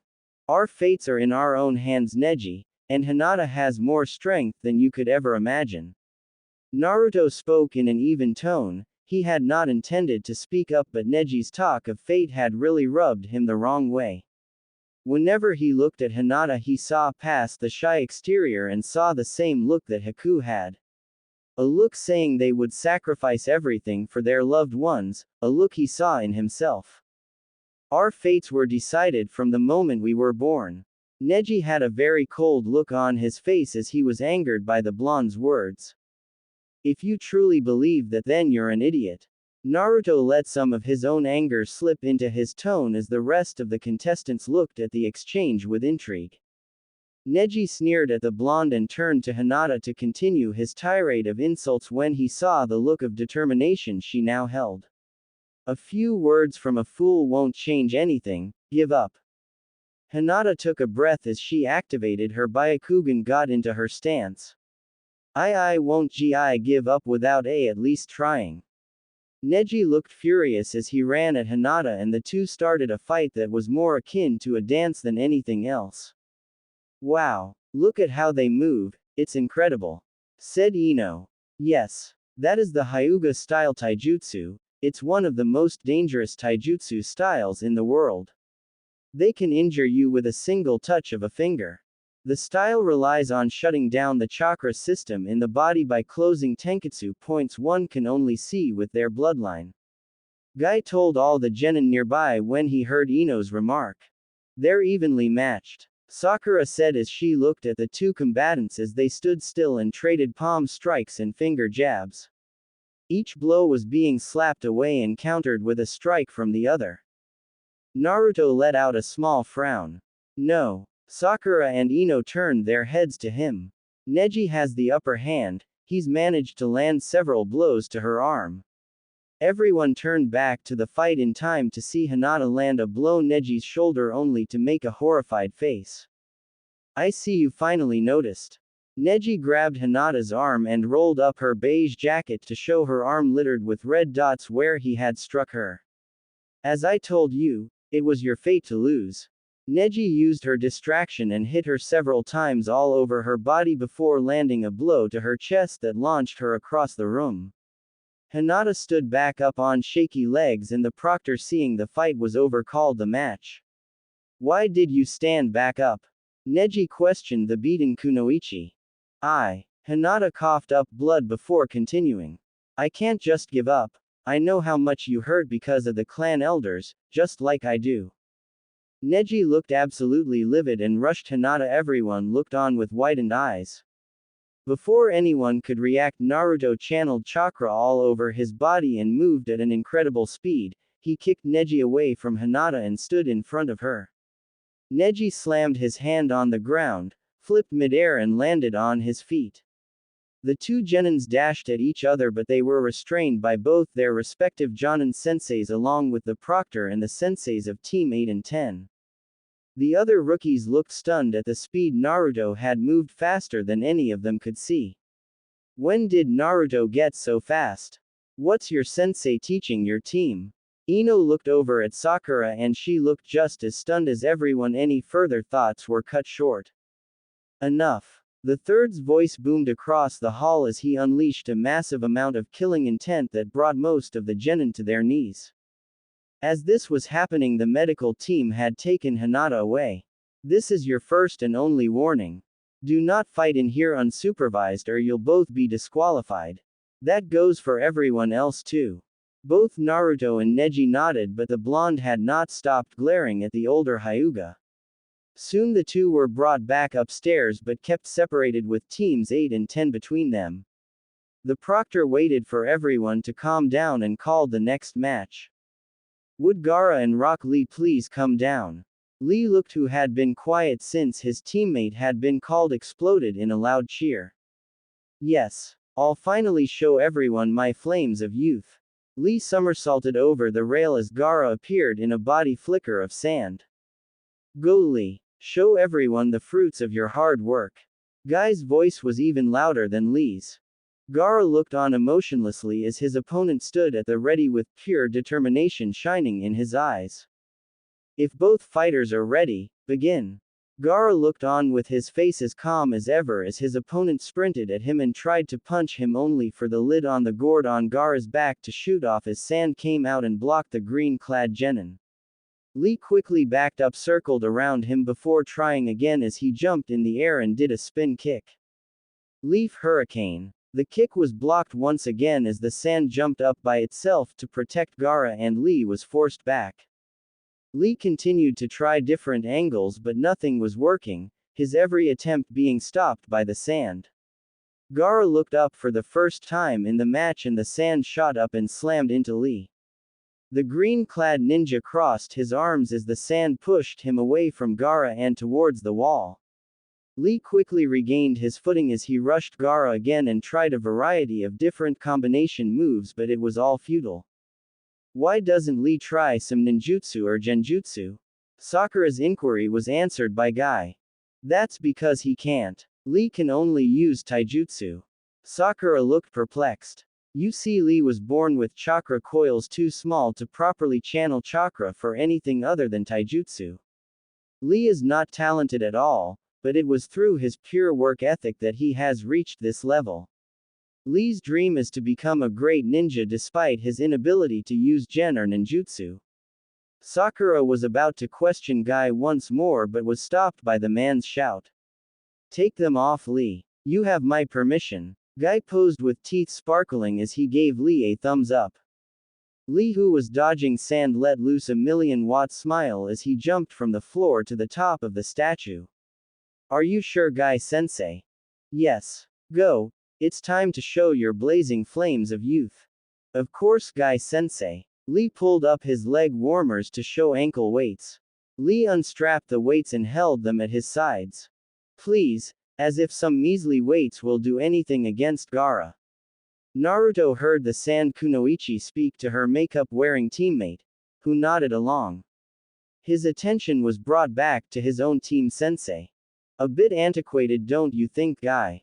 Kakashi questioned Guy, who said nothing, his sole focus on his student down below. Lee let go of the weights, and as they hit the ground they made huge impact craters. All around yells of disbelief rang out. Naruto's own eyes widened with awe and respect as he watched Lee blur away. He's so fast. I can barely see him moving down there, thought Naruto. Lee appeared beside Gaara and aimed a punch his face. The sand reacted just in time, but Gaara himself didn't seem to notice Lee at all. Lee then circled around and delivered a kick to Gaara's midsection, and once again the sand just barely made it. Lee stepped back and jumped before delivering a double axe kick. The first was met with Gaara's sand, but the second one broke through and Gaara's head snapped down from the force of the kick. Lee, not wasting the opportunity, landed on his feet before launching a punch to Gaara's face that sent him flying. Naruto heard the blonde from the sand team yell in shock. He hit Gaara. He also noticed that her teammate also looked just as shocked. Go Lee! Guy's cheering was easily the loudest anyone had cheered during the preliminaries. Gaara stood back up, his face had cracks running all over where Lee had hit. Pieces of his face fell to the ground and it was shown that he was wearing sand armor. Gaara's face contorted into an absolutely bloodthirsty grin as his killing intent skyrocketed. Yes, you are worthy. By killing you I shall prove my existence. Gaara raised his hands and the sand followed his movement. The sand started moving faster than any previous time it had moved before. Naruto narrowed his eyes as Lee jumped back to avoid the sand. What a troublesome opponent. Lee continued dodging before blurring forward and once again punching his way through Gaara's automatic defense. Lee then dropped low and kicked Gaara up with all his might and Gaara flew up. Lee followed Gaara and delivered more and more kicks, pushing him higher and higher. Naruto saw Lee wince, and as he closed his eyes he noticed Gaara had taken the opening to substitute himself with a sand clone. That's not good. Naruto thought grimly. As Lee reached his apex he wrapped his bandages around the clone and started spinning them as they started falling head first. Primary Lotus. Lee jumped away just before they hit the ground and the sand lone cratered the ground. Yes, he got him. Sakura cheered and most of the genin and Guy celebrated. No, he didn't. Sakura looked at Naruto in disbelief as Guy took a closer look to the combatants as his face fell. Yes, he did, screamed Sakura. Naruto's right, Sakura. Gaara substituted himself when Lee closed his eyes because of the pain. I'm surprised you caught that, Naruto. Naruto ignored Kakashi's backhanded compliment as he never looked away from the fight below. Lee looked worn out and he had a face of grim realization as he saw his Gaara break apart into sand. He was suddenly being thrown around by Gaara's sand. He was barely able to block and he withstood the punishment as best as possible. It was 5 minutes of torture as Lee took hit after hit before Lee started dodging again. Naruto heard Kakashi speak to Guy in a worried tone. Guy, you didn't. He turned to look at the Jonin and saw Guy had a face of determination. I did. How many gates can he open, Guy? Questioned Kakashi. Lee can open 5 gates. Kakashi's eye widened. Guy, how could you teach that technique to a genin? Naruto was very annoyed at Kakashi. He understood perfectly why Guy taught Lee. It was to help him achieve his dream. Naruto himself never received any acknowledgement or support for his dream. The only 2 people who had never made fun of him were Iruka-sensei and old man Hokage himself. He wanted to prove them right. It was completely irresponsible of you to. Naruto had finally had enough. Shut your mouth, Kakashi. Jonin and genin alike looked at the blonde in shock. Who the hell do you think you are, blaming Guy for helping his student try and reach his dream? That's what a good sensei is supposed to do. Naruto was glaring at his team sensei. Kakashi looked flabbergasted at his blonde student's sudden outburst, and before he could respond, everyone's attention was brought back to the fight. Gate of Life. Open. Lee's body exploded in chakra as his skin turned a pinkish hue and his hair started to raise. Gate of Pain. Open. Lee moved faster than Naruto could follow, and Gaara was sent flying up onto the air, his sand unable to keep up as Lee kept batting Gaara around the room. This is crazy. I can't even see them move.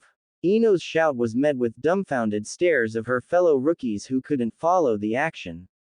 Lee kicked Gaara high into the air and wrapped his bandages around his waist. As he hits him down, Lee screams again.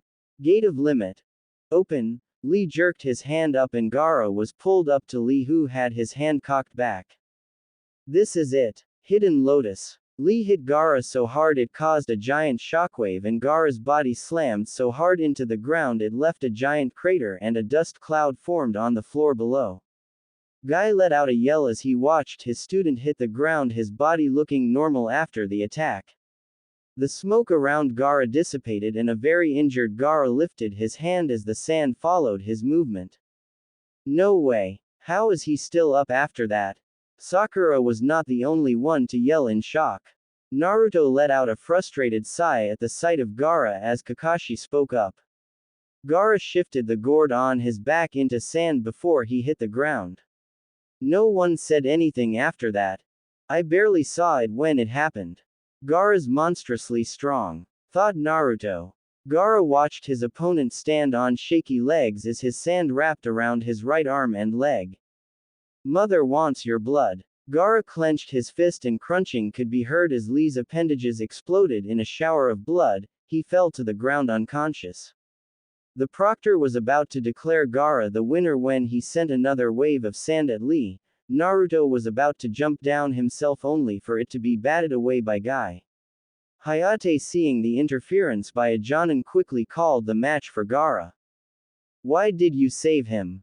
He lost. He no longer has any worth. Guy looked at the deranged-looking sand ninja. I saved him because he's my precious student.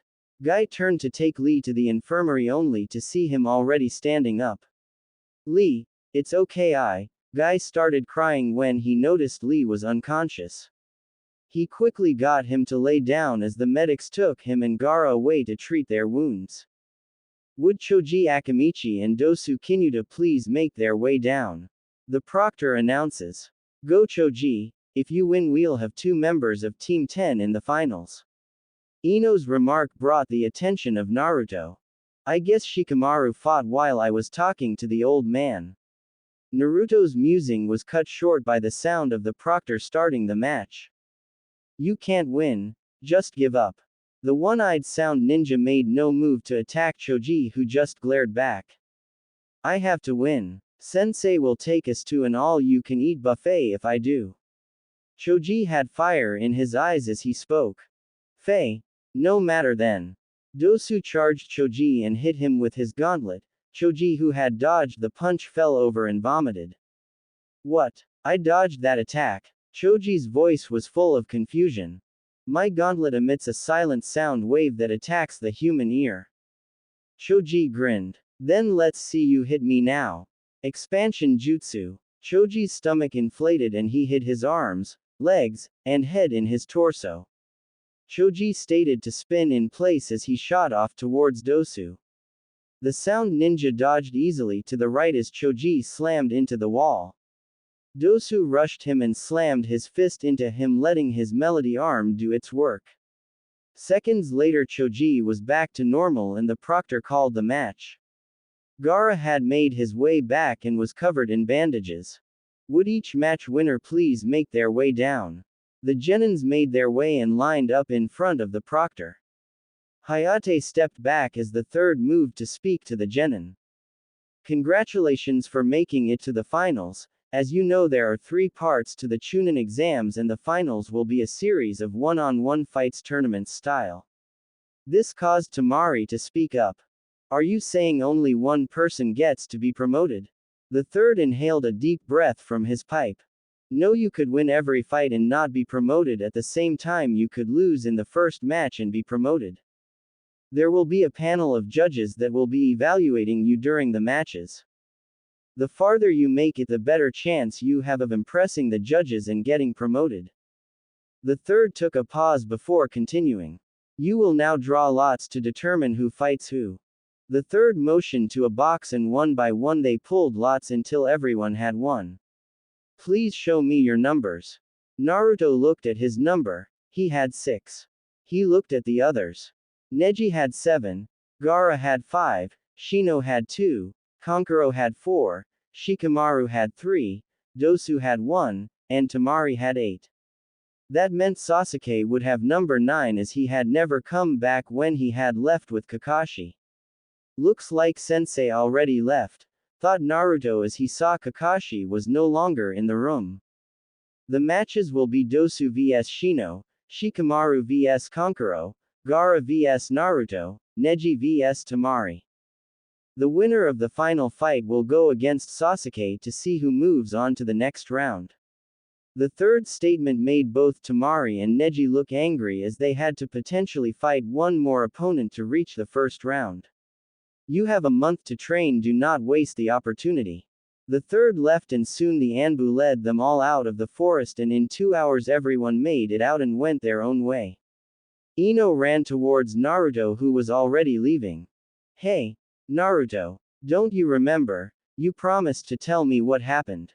Naruto cursed inwardly as he was already tired and just wanted to go home and rest. Fine. Ino looked happy. But not here. Ino's face dropped. If not here, then where?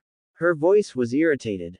My house. Ino's face was red, though Naruto couldn't tell if it was because of anger or embarrassment. There is no way I'm going to your house. Naruto looked calmly at Ino. Then I guess you don't want to know what happened. Ino bit her lip and sighed. Fine, but no funny business, Naruto. Naruto rolled his eyes and made his way to his favorite food stand with Ino on his heels. Ino noticed how some of the villagers would glare at Naruto behind his back. Wait, what are we doing here? I haven't eaten a decent meal in a week and I'm taking some home. I don't feel like cooking tonight. Naruto's response completely floored Ino. You can cook. Naruto stopped and looked at his fellow blonde. Ino, I've been living by myself since I was 6. Of course I know how to cook. Ino stopped walking for a second before following the other blonde. Do you want something, Ino? Ino snapped out of her thoughts and she noticed they had made it to their destination. Ino stopped her instant refusal. She, like Naruto, hadn't eaten in a week, so she said yes before remembering she didn't have any money. Naruto just shook his head. Don't worry about it, I got it covered. I'll be back soon. Naruto walked into the stand and soon came out with 2 containers. It took another 20 minutes of walking before making it to Naruto's apartment. Ino noticed he lived in one of the more run-down parts of town. Well, here we are. Naruto said as he opened the door. Ino looked around and saw a kitchen-living room combo and 2 doors, one she was assuming was to the bathroom and his bedroom. The apartment was sparsely decorated with a single worn couch in front of an older TV. There was a table with 2 chairs in the kitchen area. You only have 2 chairs? Ino's question had come out before she could stop herself. Naruto had set the containers down on the table as he pulled out bowls and chopsticks. I don't really need more than that. You're actually the first person to come in here who isn't old man Hokage. Ino always forgot the close relation her fellow blonde had with their Hokage. Ino sat in one of the chairs and they ate dinner in silence. When they were done, Ino finally asked Naruto what happened. The whiskered blonde took a deep breath before answering. We were attacked by Orochimaru. Ino let out a gasp. He blew me away with a massive wind jutsu and I had to deal with a snake summon before I could make my way back to help the others. He just toyed with us until he placed a seal on me that messed with my chakra. Then he brought out this weird sword and was about to hit Sasuke with it when he substituted with me. Ino spoke out in defense of the Uchiha. There's no way Sasuke would do that. Why would I lie, Ino? Naruto's even tone caught her flat-footed and she involuntarily glanced at his chest where she knew his scar lay. Ino sat quietly, unable to comprehend how someone could use a comrade like that. He bit Sasuke and left. I'm pretty sure those weird markings are his doing. He has a mark where he bit him. Then Sakura abandoned me in the forest, where I bleed out for a while until I managed to close the wound. Both blondes sat in the kitchen, the street lights outside already on as the sun had gone out. Come on, Ino, I'll walk you home, it's already late. Ino looked up and simply nodded. Wait, what about the seal on your stomach? Did you get it removed? Said Ino. I got the seal he placed on me removed. The third took care of it when I went to go get treated after my match. The two blondes left and Ino once again noticed some people who glared at her fellow blonde. They all looked away when Naruto glared back. Why do they glare at you? Did you pull a prank on all of them? Naruto looked at Ino. I might tell you some other day. I've reached my limit for sharing for a day. Soon the two blondes reached the Yamanaka flower shop as it acted as the front entrance to their clan compound. I'll see you around, Ino. Naruto turned and walked back to his home, but he heard Ino mutter. Thanks for walking me home, Naruto. The blonde quickly took to the roofs and made his way home where he showered and got in bed. I need to talk to Kakashi to see if he's actually going to train me. Naruto let out a small snort. Probably not. I need to go to the old man and see if he has anything that could help with my training. I need to work on my jutsu arsenal and my fighting style. The shadow clones will help speed things up. I need to really step up my training to deal with Gaara.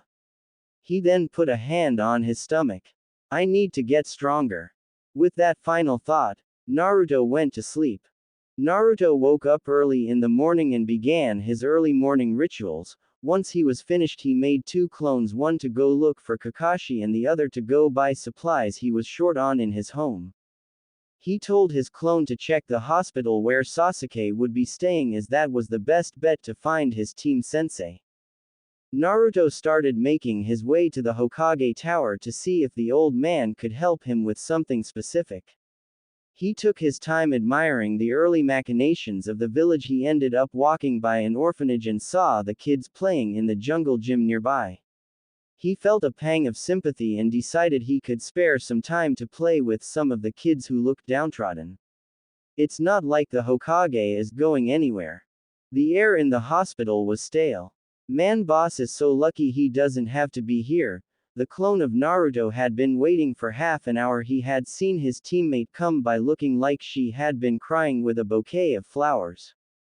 She had not acknowledged him and he was fine with that too. It was then that he had seen Kakashi walk in, his famous orange book in hand. Hello, Naruto, here to see Sasuke. Kakashi's tone was almost lazy.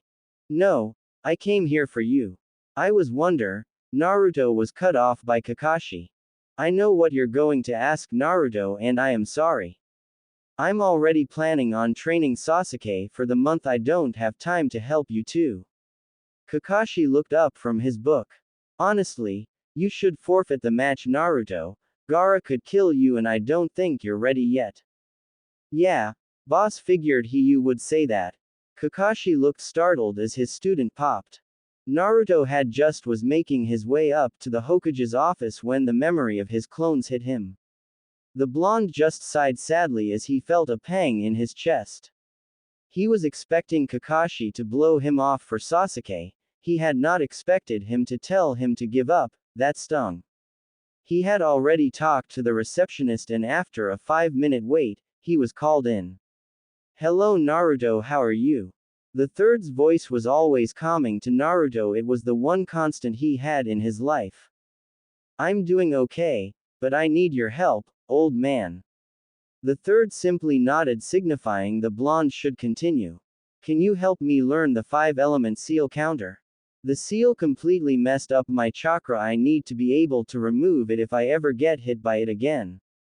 The third took a moment to study the blonde before he nodded. The easiest way to learn the counter is to learn the technique. The third reached down into his drawer and pulled out a book about the same size as Kakashi's makeout tactics. This is a book on beginner-level fuinjutsu. If you can read this book and master the basics in here, I can help you learn the 5-element sealing technique. The third handed the book to Naruto, who glanced at the title, Fuinjutsu for Dummies by Tobarama Senju, before he skimmed it. From what he could see, it was a lot of theory and penmanship practice along with explaining how symbols interact with each other. Thanks, old man, Naruto said with a smile. So do you have a training schedule for the month yet? The third questioned the blonde.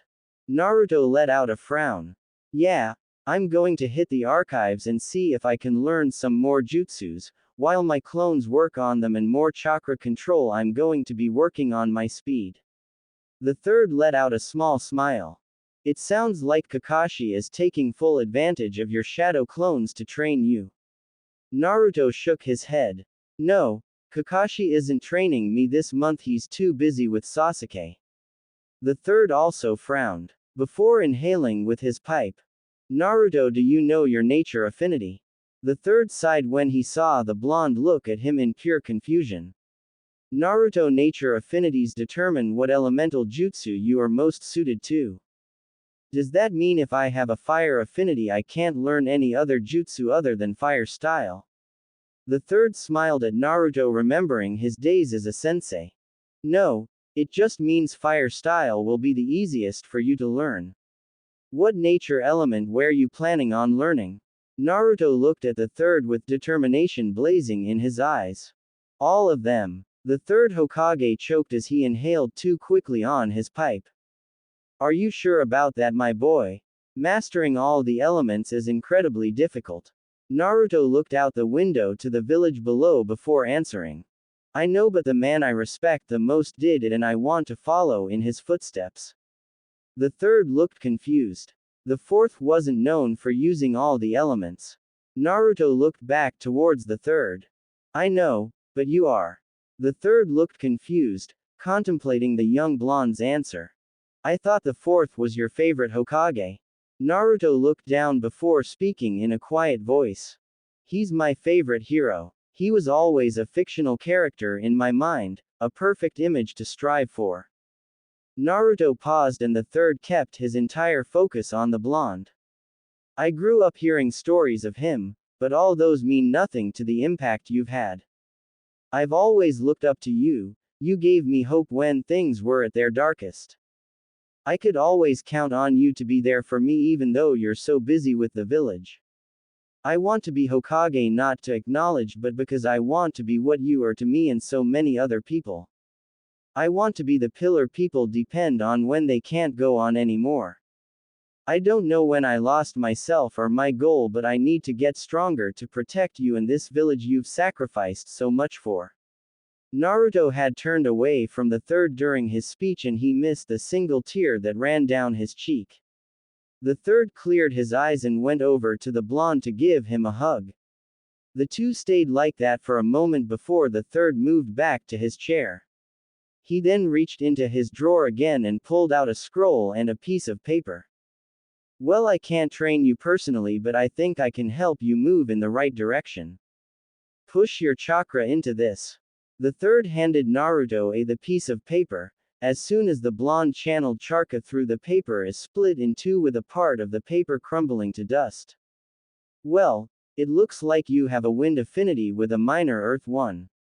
Wind is the most offensive element, with earth being the most defensive. The third started writing in the scroll and 5 minutes later he handed that to the blonde as well.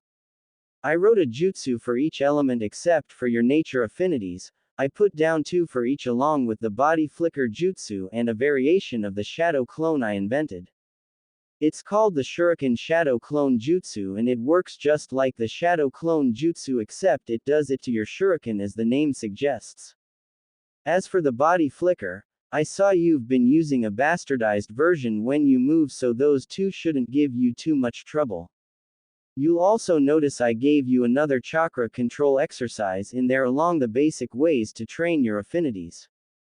Promise me you'll be careful when you're out there training Naruto. Naruto tackled the third and whispered a quiet thank you, his voice flush with emotion. The third patted his head and held him. The blonde let him go and looked him straight in the eye. I won't let you down, old man. I know you won't, Naruto. The blonde left the office full of determination. He made his way to a popular store that sold ninja gear. My jumpsuit is ruined, might as well get a new outfit. He barely paid attention to the sales girl as he picked up some black pants along with a dark green shirt. He then noticed the store had a burnt orange short-sleeved hooded jacket. The final items he picked up were some dark brown ninja sandals and a new black cloth for his headband. He made a clone that took his new purchases home and gave him the book on sealing, telling him to get started reading it. He made his way to training ground 7 and quickly pulled out the scroll the third had given him as he saw the list of jutsu along with a note. Naruto, here is the list of jutsu for each of the elements. Earth style. Practice brick jutsu D rank hand seals. Ram right pointing arrow, tiger right pointing arrow, snake right pointing arrow, dog right pointing arrow, rat right pointing arrow, ox right pointing arrow, horse right pointing arrow, rabbit right pointing arrow, tiger right pointing arrow, boar right pointing arrow, snake. Creates a weak wall made of earth, perfect for learning earth style. Learn before mud wall. Earth style. Mud wall jutsu B rank hand seals. Tiger right pointing arrow, hare right pointing arrow, dog. Creates a strong earth wall, can be used by spitting out mud user creates or using pre-existing earth. Hardness varies depending on the chakra used. Wind style. Breakthrough jutsu D rank hand seals. Dog right pointing arrow, horse right pointing arrow, bird. The user gathers wind chakra in their stomach and releases a strong gust of wind that can knock people away. Learn before great breakthrough. Wind style. Great breakthrough jutsu C rank hand seals. Tiger right pointing arrow, ox right pointing arrow, dog right pointing arrow, rabbit right pointing arrow, snake. The user breathes wind out of the mouth. The power varies depending on the skill of user and amount of chakra used. Fire style. Great fireball jutsu C rank hand seals. Snake right pointing arrow, ram right pointing arrow, monkey right pointing arrow, boar right pointing arrow, horse right pointing arrow, tiger. User turns chakra into fire inside their body and releases it in a giant ball. The more chakra used, the more fire produced. Water style. Raging waves jutsu C rank hand seals. Dragon right pointing arrow, tiger right pointing arrow, hare. The user spits out a large amount of water from their mouth with enough pressure to knock human targets away. Amount changes with chakra used. Lightning style. Electromagnetic murder jutsu C rank hand seals. Boar right pointing arrow, ram right pointing arrow, snake right pointing arrow, horse right pointing arrow, dragon. The user gathers lightning chakra into their hands that surges forward when touching the ground. Power varies from small shock to lethal dosage with the amount of chakra used. You can practice basic nature transformation by grabbing a leaf to channel the element. For wind, you need to split the leaf with your chakra. For earth, you need to take a leaf and dry it out with earth chakra. For fire, you need to burn the leaf. For water, you need to make the leaf soggy, and for lightning, you must make the leaf curl into itself. Here are the other two jutsu you can learn. Eventually, you will be able to tell the difference in the elemental chakra, that is the main goal. As you progress, try to imagine the element you are trying to channel in your mind. Ninja arts. Shuriken shadow clone jutsu A rank hand seals. Ox right pointing arrow, dog right pointing arrow, dragon right pointing arrow, rat right pointing arrow, dog right pointing arrow, boar right pointing arrow, snake right pointing arrow, tiger. The user uses their chakra to clone an object that is thrown. This jutsu works for kunai and other thrown projectiles. Ninja arts. Body flicker D rank hand seals. Tiger. The user floods the body with chakra to temporarily vitalize themselves to move at an incredibly high speed. There is another chakra control exercise you can learn called water walking. It is like the tree climbing you already learned on your mission to wave, but much harder as you must constantly change the amount of chakra flowing to your feet. I hope this helps you achieve your goals, Naruto. I will always believe in you. Hiruzen Sarutobi, the third Hokage. Naruto made 30 clones and separated them into groups of 5, and each group went to work on a nature transformation and water walking. He made another 10 clones and had them spare with him and help him with more physical exercises. Naruto had worked till sundown, where he started popping his clones and got their memories back. He had made some progress with water walking. Wind and earth nature transformation was going at a decent pace compared to the other elements, but he had made minimal progress. Well, he did say it was going to be difficult. Naruto made his way home to rest. Naruto spent the first week honing his chakra control. He had upped his clones to 40 a day. On the second day he made the new clones work on the body flicker and the shadow shuriken jutsus, and by the 5th day he had managed to occasionally sense the difference between each of the elements. Each day he drove himself into the ground with physical exercise, and he had started sparring with 10 clones at a time to help him sharpen his instincts. He would look for a style, but it would go against his free-flowing nature.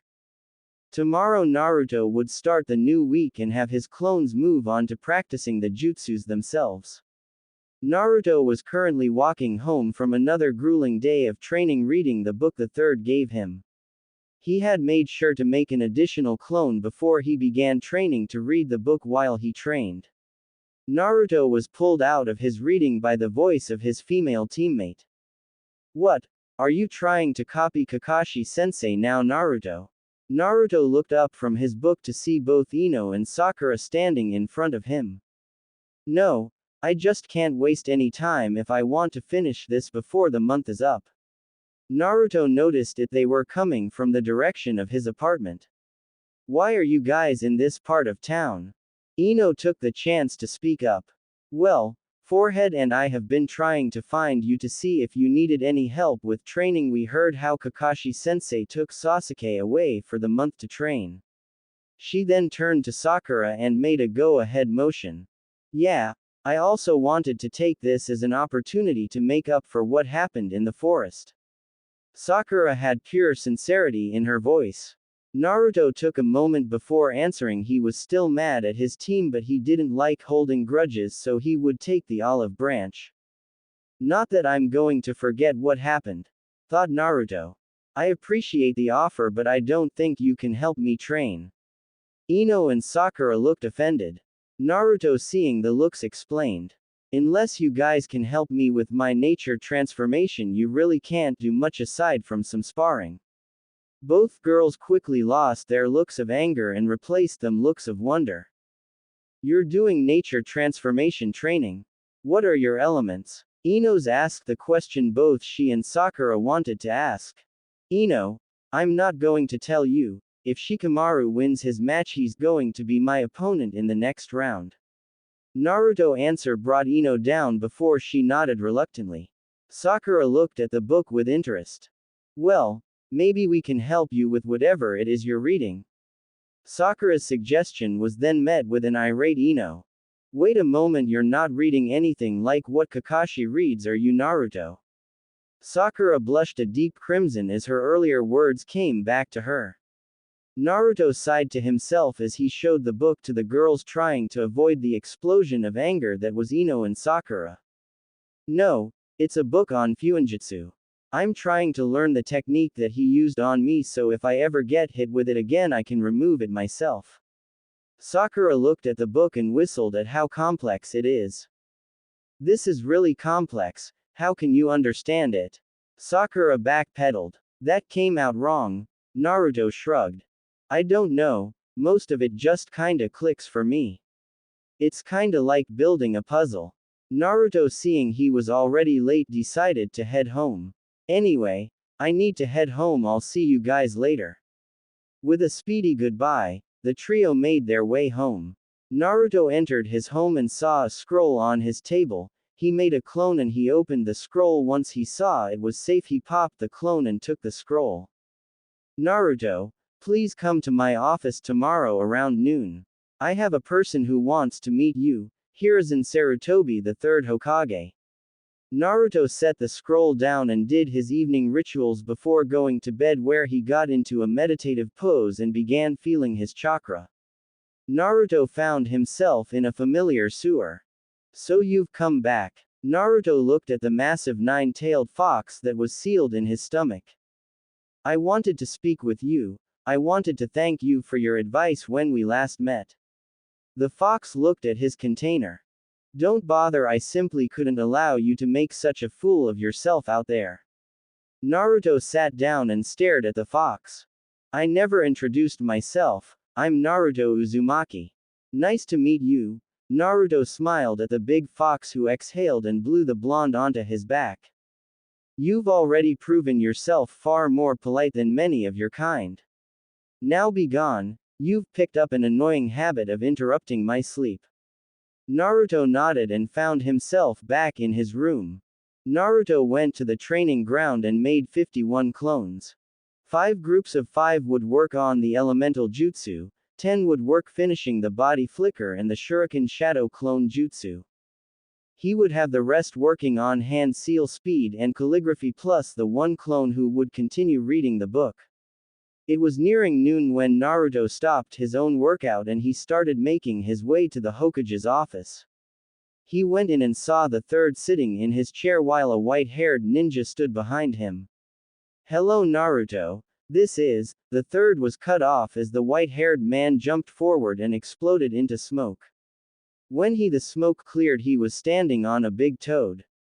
I am known all throughout the land. Ladies wish to be with me while men curse my name in envy. I am the legendary sage of Mount Myoboku. The great toad sage Jiraiya.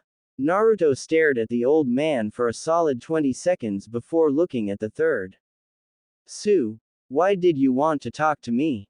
Jiraiya face faulted before jumping back to his feet. Jiraiya and I were discussing the Chunin exams and you were brought up. He has offered to train you for the rest of the month. The third turned to Jiraiya, who nodded. That's right, be amazed at my great generosity. Naruto looked at the strange man. What are you going to teach me? Jiraiya looked at the blonde with a serious face. Have you ever felt like you had another cha? Naruto knew where he was going and interrupted him with an annoyed face. I know about the 9 tails. And if that's all you're going to teach me, then I refuse. Jiraiya had a grim face. Listen kid, the chakra of the 9 tails is a great tool, you can't just ignore it. Naruto scowled. I won't, but the 9 tails chakra is just that, a tool. No matter how powerful it is, if I'm not strong enough on my own, then it's useless. Jiraiya was about to respond but was stopped by the third.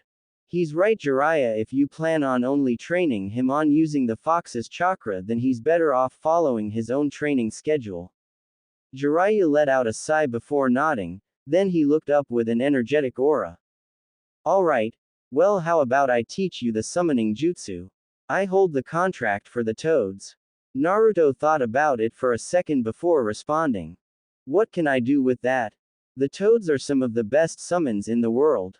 There are many uses for them, from sending long-range messages to summoning giant battle toads to help you in combat. Naruto contemplated the offer that did sound pretty amazing, not to mention versatile. Alright, you have a deal. Great. Let's go then. No sense in wasting time.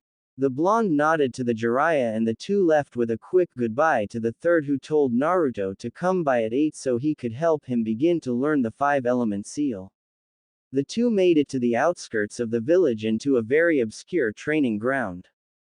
Okay kid, first things first, you have to sign your name here in the summoning contract. Whenever you want to summon a toad, you have to sacrifice a bit of blood. Jiraiya bit his thumb and ran through some hand seals before slamming his hand on the ground and a dog-sized toad. The toad then went up in smoke as it disappeared. Jiraiya reached behind him and pulled out his big scroll. Just sign your name in blood and we can begin training. Naruto bit his thumb like he had seen Jiraiya do and wrote his name. So the fourth also signed with the toads. Naruto had noticed the name Minato Namikaze in the middle of his newly made name and that of Jiraiya's. Good. The hand signs for the summoning contract are boar, dog, bird, monkey, and ram. Naruto took a moment to memorize the seals before biting his thumb again and going through the seals and pouring a bit of chakra into it. Summoning jutsu. There was a cloud of smoke, and when it cleared it showed a small orange toad wearing a blue vest. Yo. My name Gamakichi. Naruto looked at the small toad with a raised eyebrow. Hello. Name's Naruto Uzumaki. I just signed the toad contract. The small toad nodded along. Nice to meetcha. You're lucky I came and not my brother. He would have annoyed you until you gave him something to eat. Naruto nodded. That would have been troublesome. He didn't really feel like going back to town to get food. Anyway, I'll let Pops know we have a new summoner, later. With that, Gamakichi left. Good. You did surprisingly well for your first time. How much chakra did you use? I used about the same amount as I do when I summon 2 shadow clones. Jiraiya nodded. Alright, let's see what you can summon. This time I want you to use as much chakra as possible. Jiraiya jumped back slightly. Naruto closed his eyes and concentrated as he started gathering a large amount of chakra. He performed the jutsu and a massive pillar of smoke could be seen. Jiraiya, why the hell did you summon me, you old fool? When the smoke cleared, a gigantic rust-red toad with a scar over his left eye could be seen. He was wearing a blue vest and carried a large blade on his waist. He was smoking a large pipe that was hanging from his mouth. Naruto, who was on top of his head, jumped down to his nose as he looked at the toad he had summoned. He's almost as big as the 9 tails, thought Naruto. Who are you? The red toad spoke. I'm Naruto Uzumaki. I'm the new summoner of the toad contract. I was practicing to see what the biggest toad I could summon was. The toad looked at the blonde before letting out a laugh. Ha, as if a little pipsqueak like you could summon me. Naruto looked annoyed and simply jumped off the toad as he bit his thumb and ran through the hand seals again, only this time he didn't hold back and was rewarded with a small poof of smoke. Naruto was breathing heavily from the amount of chakra he had used. That's weird, I used a lot of chakra. Naruto thought as he heard the big toad laugh. His laughter died off and was replaced with a look of shock when he saw the small old-looking green toad wearing a gray cloak. The small toad looked around and quickly saw his new blonde summoner. Why hello there, young tadpole. I had sensed we had a new summoner, but how did you summon me? Naruto, seeing both the giant toad's shocked face along with Jiraiya as he fell from the tree he was hiding in, assumed the toad in front of him was important. It did help that his instincts were screaming at him that the small toad could kick his ass better than the walking mountain. I don't know, I summoned the big one behind you and a smaller toad named Gamakichi earlier. I told Gamakichi I was the new summoner, but the big one didn't believe me, so I was gonna summon another big toad and you appeared. The green toad nodded. I see, you must have a lot of chakra then. Naruto nodded. He was often told how much chakra he had and how much he wasted. He had been using every trick he knew, old and new, to help him perfect his control. Yes, I have been told I have one of the biggest chakra pools in the village. Well, my name is Fukasaku, but most people call me Pa, and I am one of the 2 great toad sages of Mount Myoboku, the other being my wife Shima. The big one behind me is Gamabunta, the current head of the Toad clan. When you gain a bit more experience with fighting alongside us, summon me again. There is much I could teach you. Fukasaku turned to Gamabunta. And you, Bunta boy, don't be so impolite. I can't believe you haven't even introduced yourself yet. The now named Gamabunta nodded before offering a small apology. We'll be seeing you, tadpole. Don't hesitate to call on us if you ever need help. With his parting words, both toads left. It was a very quiet Jiraiya that was left with Naruto. I can't believe you managed to summon Pa. Naruto just shook his head, and the two spent the rest of the day by summoning various other toads and how they could be used in combat. Jiraiya also demonstrated how they could do collaboration jutsu with them. The blonde spent the next 2 weeks working on his other jutsu along with his chakra control and his hand seal speed. Every other day he would go to the third and practice the 5-element seal. Naruto spent the last week training to see how to best use his newly acquired arsenal in a fight and working with certain toads on combination jutsus. He also spent time polishing everything he knew had learned. He had also discovered on complete accident that if he flooded his arm with earth chakra it would turn black and he could easily punch through trees. Naruto had made some pretty devastating attacks when combining certain jutsus together. It got worse when he added the toads and their ability to use water-style jutsu along with being able to spit out oil. The day of the finals Naruto put on his new gear. The dark green shirt matched well with his burnt orange hoodie that he kept unzipped. His new black headband cloth was longer than his old blue one and his new black pants had more pockets. Naruto walked calmly to the arena and saw the stands were already full. He was the third last to arrive with both the Sound Ninja Dosu and his teammate Sasuke missing. He looked to the crowd and managed to see most of his once classmates were sitting together. He saw a Jonin with a bandana and long brown bangs. He was chewing on a senbon. Soon the arena quieted as the third sat up from his chair in the viewing booth alongside the cage. Ladies and gentlemen, I'd like to thank you all for coming to the finals of the Chunin exams. The crowd roared as the third raised his hands in showmanship. Here we go, thought Naruto as he felt the air buzz with excitement as the finals began.